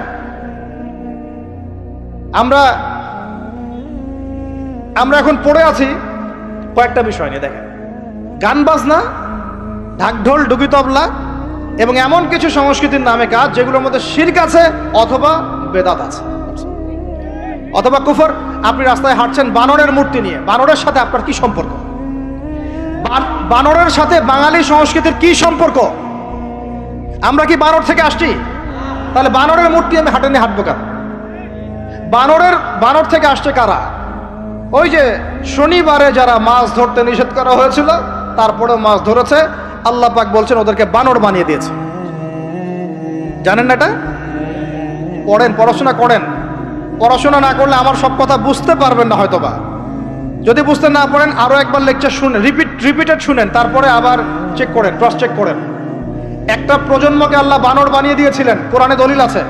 আমরা কি সেই প্রজন্ম? তাহলে বানরের মূর্তি নিয়ে রাস্তায় হাঁটবো কেন? কেন আপনি পেঁচার সাথে আপনার কি সম্পর্ক? পেঁচা কি আমার ভাগ্যের প্রতীক? হাত থেকে যদি কিছু পড়ে যায়, আমাদের অনেকে বলে যে একটু বসে যান, অমঙ্গল হতে পারে। চিরুনি পড়ে গেলে বলে যে মেহমান আসতে পারে। বিড়াল সামন দিয়ে চলে গেলে বলে একটু বসে যায়, অমঙ্গল হতে পারে। ইসলাম কি বলছে জানেন? যখনই মনের মধ্যে কোনো কুলক্ষণ আসবে আপনি পড়বেন, আমার সাথে বলেন, আপনি পড়বেন আল্লাহুম্মা লা খায়রা ইল্লা খায়রুক ওয়ালা আল্লাহুম্মা লা তায়রা ইল্লা তায়রুক ওয়ালা খায়রা ইল্লা খায়রুক ওয়ালা ইলাহা গায়রুক। মানে আল্লাহ আপনার দেয়া কল্যাণ ছাড়া কোনো কল্যাণ নাই, আপনার দেয়া অকল্যাণ ছাড়া কোনো অকল্যাণও নাই, আপনি ছাড়া কোনো ইলাহ নাই। এই হলো মুসলমানের আকীদা। তো এখানে পেঁচার সাথে আপনার সংস্কৃতি কি সম্পর্ক? পেঁচা অমঙ্গলের লক্ষণ? এগুলো কি শুরু করেছি আমরা? যে কোনো একটা বিষয় নিয়ে যদি আলোচনা করতে চান, আসেন, বসেন, আমরা বসি, আলোচনা করি, সমাধানের পথ খুঁজি, প্রতিভাকে মূল্যায়ন করেন। ইউসুফ আলাইহিস সালাম বলেছিলেন যে আমি বিশ্বস্ত আস্থাভাজন, আমাকে এই খাজানার দায়িত্ব দেন। কে বলেছিল? ইউসুফ আলাইহিস সালাম। কখনো কখনো দায়িত্ব চেয়ে নেওয়া জায়েজ যখন দেখবেন দায়িত্ব নেয়ার যোগ্য কোনো মানুষ নাই। কিন্তু যে পদ্ধতিতে এখন মানুষ দায়িত্ব চাচ্ছে, ওই পদ্ধতি তো ইসলাম সমর্থন করছে না। এখানে আপনি একজন ট্রান্সজেন্ডারকে দেখছেন মানুষের ঘরে ঘরে গিয়ে ভোট চাচ্ছে, একজন হিজড়াকে দেখছেন মানুষের ঘরে ঘরে গিয়ে ভোট চাচ্ছে, নারী থেকে পুরুষ হচ্ছে, পুরুষ থেকে নারী হচ্ছে, তাও আবার ভাই ওইদিকেই নিজেরও লজ্জা লাগতেছে, কারণ আমি আবার উত্তরবঙ্গের মানুষ। তো এখন কথা হচ্ছে যে এইটা তো সিস্টেম না, প্রতিভাকে মূল্যায়ন করতে হবে। আপনাদেরকে আল্লাহ পাক তৌফিক দান করেন, বলেন আমিন। এখন কথা হচ্ছে সংস্কৃতি যদি আপনি ভিতরে চোখ দিয়ে দেখেন, দেখবেন টপ টু বটম আপনি ইহুদি খ্রিস্টানদের সংস্কৃতি ফলো করছেন। আপনার খাওয়া, আপনার রুচি, আপনার অভ্যাস, আপনার পছন্দ, আপনার বিয়ের অনুষ্ঠান, আপনার জন্মদিন, আপনার মায়ের ওই কি বার্ষিকী, বাবার ওই বার্ষিকী, যা যা করতেছেন সবকিছু কার অনুসরণ করতেছেন আপনারা? ইহুদি খ্রিস্টানদের। একটা ভবন উদ্বোধন করবেন, খুচুত করে একটা ফিতা কাটলেন, কাইটটা মাশাআল্লাহ পায়রা আপনি উড়াই দিলেন। তো এই পাখি কি আমার কল্যাণ নিয়ে আসবে? হ্যাঁ, এই পায়রা আমার কল্যাণ নিয়ে আসতে পারে? ওইখানে দাঁড়ায় 2 রাকাত নামাজ তো পড়তে পারতেন, পরে আল্লাহর কাছে দোয়া করতে পারতেন, আল্লাহ আমি এই কাজটা শুরু করলাম, আল্লাহ তুমি বরকত দান করো। আমার সংস্কৃতি। একটা দোকান করেছেন, বাড়ি করেছেন, শুরুতেই আপনি ডিজে পার্টি দিলেন, ডিজে পার্টি, সুবহানাল্লাহ। সূরা বাকারার তেলাওয়াত তো দিলেন না। তাহলে পুরো বিশ্বের প্রত্যেকটা ডিপার্টমেন্ট, মূল জায়গাগুলো আমরা এখন নিয়ন্ত্রিত হচ্ছি, এবং ভিতরে চোখ দিয়ে যদি দেখি আমরা আমাদের শেকড় থেকে দূরে সরে গেছি ভাই। আল্লাহ পাক আমাদের সবাইকে বোঝার তৌফিক দান করেন। কথা বললে অনেক কথা বলতে পারতাম, আজকে আর বলতেছি না, শেষ করে দিই। আরেকটা পয়েন্ট বলবো, খালি লাস্ট পয়েন্ট, সেটা হচ্ছে ধর্মীয় অঙ্গনে। শেষ পয়েন্টটা কি ভাই? প্রথম পয়েন্টটা মনে আছে? ভিতরে চোখ দিয়ে দেখবেন পুরো বিশ্বের ভূ রাজনীতি, ভিতরে চোখ দিয়ে দেখবেন পুরো বিশ্বের অর্থনীতি, ভিতরে চোখ দিয়ে দেখবেন পুরো বিশ্বের কি শিক্ষানীতি, ভিতরে চোখ দিয়ে দেখবেন পুরো বিশ্বের সংস্কৃতি। সারা দেশে খ্রিস্টান মিশনারিদের তৎপরতা বেড়েছে। এই জন্য আমাদেরকে তুলনামূলক ধর্মতত্ত্ব পড়তে হবে, ওদের সাথে আমাদেরকে বাহাস করতে হবে, এই ভাইদেরকে ফিরিয়ে আনতে হবে। অনেকে টাকার কারণে উত্তরবঙ্গের দিকে, দক্ষিণবঙ্গে, আপনার পাহাড়ি এলাকার দিকে এগুলোর তৎপরতা প্রচুর বেড়ে গেছে। আমরা তো মাশাআল্লাহ মিলাদ আর জিলাপি আর খোরমা আর কিয়াম নিয়ে দাঁড়িয়ে আছে। ভিতরে যে ইসলাম কোথায় চলে যাচ্ছে আমরা তো জানি না। আল্লাহ পাক আমাদেরকে বোঝার তৌফিক দান করেন। আরো বেড়েছে, ওই যে একটু আগে আপনারা আলোচনা করছিলেন কাদিয়ানি মতবাদ, এটা বাড়ছে। সুদী এনজিওর মতবাদ বাড়ছে। একজন আলেম বলেছিলেন বাংলাদেশের, যেদিন বাংলাদেশের 50% মানুষ খ্রিস্টান হয়ে যাবে, শিয়া হয়ে যাবে, কাদিয়ানি হয়ে যাবে, ওই দিন আপনাদের হুঁশ ফিরবে। আল্লাহ পাক আমাদেরকে ওই দিন আসার আগেই হুঁশে আসার তৌফিক দান করেন। সব ইখতিলাফি বিষয়গুলো ভুলে যান, মুমিনদের সাথে থাকেন, ওলামায়ে কেরামের জামায়াতের সাথে থাকেন, ছোটখাটো বিষয় নিয়ে তর্ক করা বন্ধ করেন, ইস্যু পাগল হওয়া বন্ধ করেন, ডিভাইস আসক্তি বন্ধ করেন, এই শোডাউনগুলো বন্ধ করেন, মূল জায়গাগুলোয় কাজ করেন। সালাত, তাহাজ্জুদ, হালাল রিজিক, আদর্শ পরিবার গঠন, ঠিক আছে, দাওয়াতের মেহনত, সৎ কাজে আদেশ, অসৎ কাজে নিষেধ, এগুলোতে মনোযোগী হন। আল্লাহ পাক ইনশাআল্লাহ আমাদেরকে তৌফিক দান করবেন ইনশাআল্লাহ। কারণ আল্লাহ ওয়াদা করেছেন, ইন তানসুরুল্লাহ ইয়ানসুরুকুম, তোমরা আল্লাহকে সাহায্য করো, আল্লাহ তোমাদেরকে সাহায্য করবে ইনশাআল্লাহ। কিন্তু ওয়াইন তাতাওয়াল্লাহ, তোমরা যদি সাহায্য না করে মুখ ফিরে চলে যাও, তাহলে ইয়াস্তাবদিল কওমান গায়রাকুম, আল্লাহ পাক অন্য কওমকে তোমাদের জায়গায় নিয়ে আসবেন, তোমাদেরকে সরাই দিবেন। সুম্মা লা ইয়াকুনু আমসালাকুম, তারা তোমাদের মতো অপদার্থ হবে না। নাউযুবিল্লাহ। আমরা চাই আল্লাহ যেন আমাদেরকে সরিয়ে না দিয়ে আমাদের দ্বারাই খেদমত নেন। আল্লাহ পাক কবুল করেন। আমাদের এই পুরো প্রজন্মটাকে আল্লাহ পাক তওবা করে ফিরে আসার তৌফিক দান করেন। বিশ্বের বুকে ওমর রাদিয়াল্লাহু আনহুর সময় আমরা যেমন মাথা উঁচু করে বাঁচতাম, ওইভাবে বাঁচার তৌফিক দান করেন। এমন একটা জায়গায় পুরো জাতিকে নিয়ে যাওয়ার তৌফিক দান করেন যেন আমাদের ভয়ে ওরা থরথর করে কাঁপা শুরু করে। এগুলো বললে অনেক কথা, বললে কথা অনেক দিকে চলে যায়। কথা হচ্ছে আমরা বিগত 70 বছরে আমরা একটা মিসাইল বানাতে পারি নাই এখন পর্যন্ত। কথা অনেক গভীর। আমাদেরকে ওরা ভয় করবে কিভাবে? এই বিশ্বে তো ঢাল তলোয়ার দিয়ে যুদ্ধ হয় না।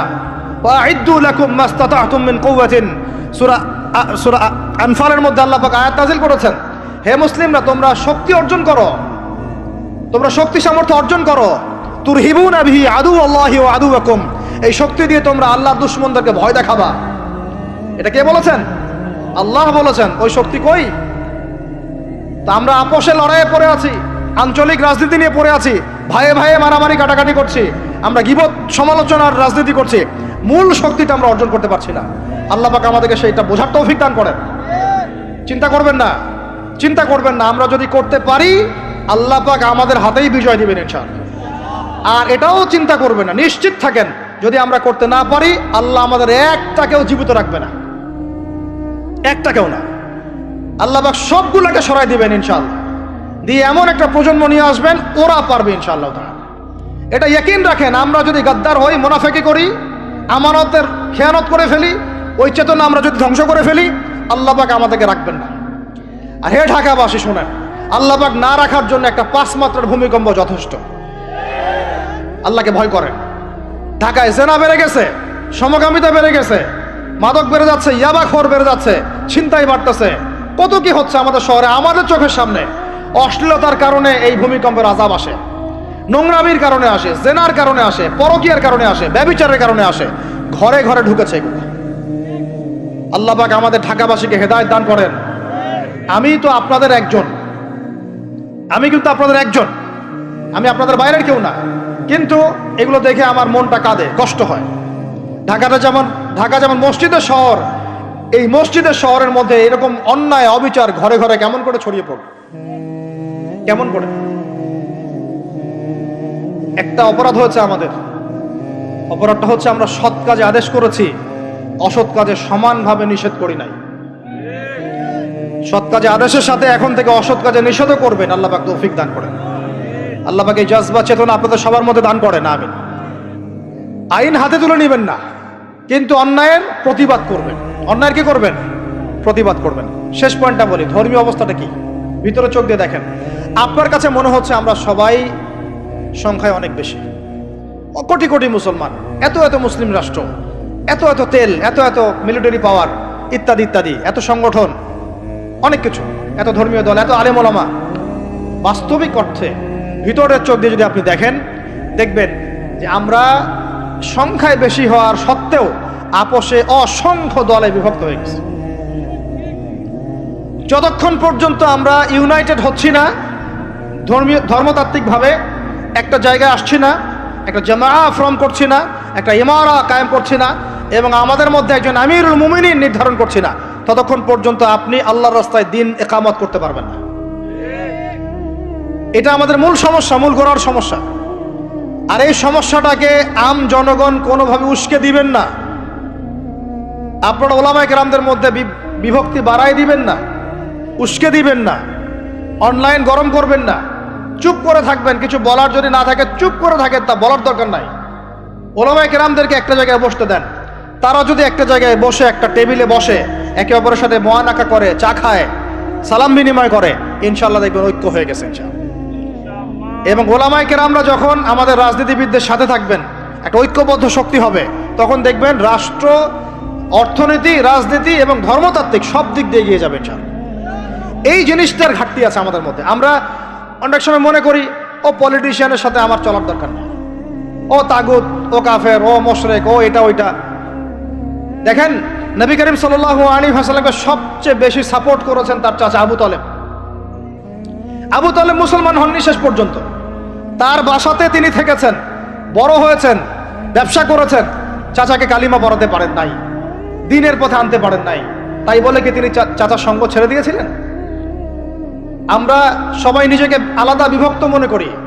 নসিহতের মধ্য দিয়ে, সদুপদেশের মধ্য দিয়ে, একটা ভ্রাতৃত্বের বন্ধনের মধ্য দিয়ে। সবাই তো আর খারাপ পারে ভাই, সবাই কি খারাপ? এখানে অনেক অসংখ্য ভালো মানুষ আছেন, প্রত্যেকটা সেক্টরে আছে। আপনার আমার চেয়ে বেশি ইমানদার আছে, আপনি জানেন না। প্রত্যেক ডিপার্টমেন্টে আপনার আমার চেয়ে বড় বড় ইমানদাররা আছে, কিন্তু পরিবেশ পরিস্থিতির কারণে হয়তোবা তারা তাদের ইমানটাকে জাহির করতে পারছে না। আমরা উগ্র হব না, তাদের প্রতি আমরা নসিহত করব, নরম হব, সবর করব, দাওয়াত দিব, এবং তাদেরকেও আমরা আমাদের একটা প্ল্যাটফর্মে আনার চেষ্টা করবো ইনশাআল্লাহ। এভাবে যখন আস্তে আস্তে মেহনতগুলো বাড়তে থাকবে, 10টা বছর দেখেন, 10টা বছর পরে দেখবেন চিত্র পাল্টে গেছে ইনশাআল্লাহ। তবে এই দায়িত্বটা কোনো বক্তার একার নয়, কোনো আলেমের একার নয়, কোনো এমপি সাহেবের একার নয়, মন্ত্রী সাহেবের একার নয়, কোনো সরকার প্রধানের একার নয়। এখানে আপনার আমার সবার ভূমিকা আছে। সবাই যার যার জায়গা থেকে যদি আমরা ভূমিকা পালন করতে ব্যর্থ হই, এগুলো স্বপ্ন থেকে যাবে, কোনোদিন বাস্তবায়ন করতে পারবেন না। সবাই যার যার জায়গা থেকে কাজ যদি ঠিক মতো করি, ইনশাল্লাহ দেখবেন আমরা ওই সোনার বাংলা ঠিকই গঠন করবো ইনশাল্লাহ। আল্লাহ পাক আমাদের সবাইকে ধর্মীয় অঙ্গনের ভেদাভেদটাকে দূর করার তৌফিক দান করেন। ধর্মীয় অঙ্গনের ভেদাভেদটা সবচেয়ে কালো হয়েছে আমাদের জন্য। ধার্মিকরা যদি একটা জায়গায় থাকতেন, তারা যদি সমাজের মধ্যে এরকম বিভিন্ন দলে দলে বিভক্ত হয়ে আলাদা আলাদা হয়ে না যেতেন, তাহলে দেখতেন আজকে থেকে 40 বছর আগেই বাংলার জমিনে দিন কায়েম হয়ে যেত। আল্লাহ রাব্বুল আলামিন আমাদেরকে ভিতরের চোখ জাগ্রত করার তৌফিক দান করেন। আর যারা স্পষ্ট মুশরিক, স্পষ্ট শিরিক করছে, স্পষ্ট বেদাতি এবং স্পষ্ট মুনাফিক, যারা জালেমের পক্ষ নেয়, ওদের সাথে ঐক্যের কোনো দরকার নাই। ওদেরকে ছাড়াই আমরা চলবো ইনশাআল্লাহ। সময় ওদেরকে মিটিয়ে ফেলবে ইনশাআল্লাহ। সময়ের স্রোতে ওরা ধুলার মতো উড়ে যাবে ইনশাআল্লাহ, কিচ্ছু করতে পারবে না ইনশাআল্লাহ। কারণ মুনাফিকদের সাথে ঐক্য হয় না। মুনাফিকদের সাথে কি ঐক্য হয়? মুনাফিকদের সাথে ঐক্য হয় না, মুশরিকদের সাথে ঐক্য হয় না। এবং যারা পাক্কা মুশরিক, পাক্কা বেদাতি, তাদের সাথে কিন্তু ঐক্য হয় না। তো এই জিনিসগুলো আমরা অ্যাভয়েড করে মুমিনদের জামাআকে নিয়ে ঐক্যবদ্ধ হয়ে সামনের দিকে এগিয়ে যাবো ইনশাআল্লাহ। আল্লাহ পাক আমাদের সমস্ত ওলামায়ে কেরামদেরকে দীর্ঘ নেক হায়াত দারাজ করেন, তাদেরকে এক প্ল্যাটফর্মে বসার তৌফিক দান করেন। আলেম ওলামাদের সাথে আমাদের সরকার প্রধানদের একটা মৈত্রী এবং মিলবন্ধন আল্লাহ পাক দান করেন। উভয়ের ভুল বোঝাবুঝি আল্লাহ পাক দূর করে দেন। উভয়কে আল্লাহ পাক এক টেবিলে বসার তৌফিক দান করেন। আল্লাহ পাক উভয়কে নিয়ে একটা শক্তিশালী রাষ্ট্র গঠনের তৌফিক দান করেন। ইনশাল্লাহ দেখবেন যদি এভাবে আমরা কাজ করতে পারি। আর আমাদের তরুণদের দায়িত্ব কি? তরুণদের দায়িত্ব বড়রা যা বলবে ওইটা ফলো করে চল। আমাদের দায়িত্ব না যে আমরা নেতৃত্ব আসনটাতে খাপ করে কেড়ে নিয়ে বসবো, এটা আমাদের দায়িত্ব না। যদি আমরা যোগ্য হই, আল্লাহ পাক যদি কবুল করেন, আল্লাহই আপনাকে উঁচু জায়গায় নিয়ে যাবেন। আমরা খালি চোখ কান খোলা রেখে সত্য মিথ্যা পার্থক্য করব, আমাদের বড়দের সামনে এটাকে উপস্থাপন করব। তারা যদি মুনাসিব মনে করেন, আমাদেরকে তাদের জায়গায় নিয়ে যাবেন। এবং আমাদের কাজ হচ্ছে ইলম অর্জন করা, তাজকিয়া অর্জন করা, বেশি বেশি আমল করা এবং ওলামায়ে কেরামের সোহবতে থাকা, এবং এই জাতিটাকে নিজের একক জাতি মনে করা, আলাদা মনে না করা। আমরা সবাই মিলে এক জাতি, মনে রাখবেন, আমরা সবাই মিলে এক জাতি। সরকার, প্রশাসন, আমজনগণ, ওলামায়ে কেরাম, যুবক যুবতী, তরুণ তরুণী, আমাদের সন্তানরা, সবাই মিলে আমরা একটা মুসলিম জাতি। মনে থাকবেন ইনশাল্লাহ, বিভক্তির দিকে যাবেন না, ঐক্যবদ্ধ থাকেন, বিজয় আমাদের হবে ইনশাআল্লাহ। আল্লাহ রাব্বুল আলামিন আমাদের সবাইকে কথাগুলো বোঝার তৌফিক দান করেন। কিছু কথা যদি আমার ভুল হয়ে যায়, আল্লাহ যেন মাফ করে দেন। যেগুলো সঠিক সেগুলো আল্লাহ কবুল করেন এবং সেই অনুযায়ী আমাকে আমল করার তৌফিক দান করেন, আপনাদের সবাইকে আমল করার তৌফিক দান করেন। আল্লাহ পাক আমাদের সবাইকে বাইরের চোখের সাথে ভিতরের চোখ দিয়ে দেখার তৌফিক দান করেন। সূরা কাহাফের উপর আমল করার তৌফিক দান করেন। এই জালেম সভ্যতার যে জুলুম, এগুলো থেকে আল্লাহ পাক আমাদেরকে হেফাজত করেন। আল্লাহ পাক আমাদের প্রত্যেক স্তরের মানুষদেরকে হেদায়েত দান করেন এবং আমাদের হায়াতের রিজিকে আল্লাহ বরকত দান করেন। খাস করে যারা নেতৃস্থানীয় ব্যক্তিবর্গ এবং ওলামায়ে কেরাম এবং দ্বীনের পথের রাহাবার, আলেম, ওলামা, মুজাহিদ, লেখক, কলামিস্ট ইত্যাদি, দায়ী আল্লাহ, তালেবে ইলম, আল্লাহ পাক তাদের হায়াতে বরকত দান করেন। আমিন।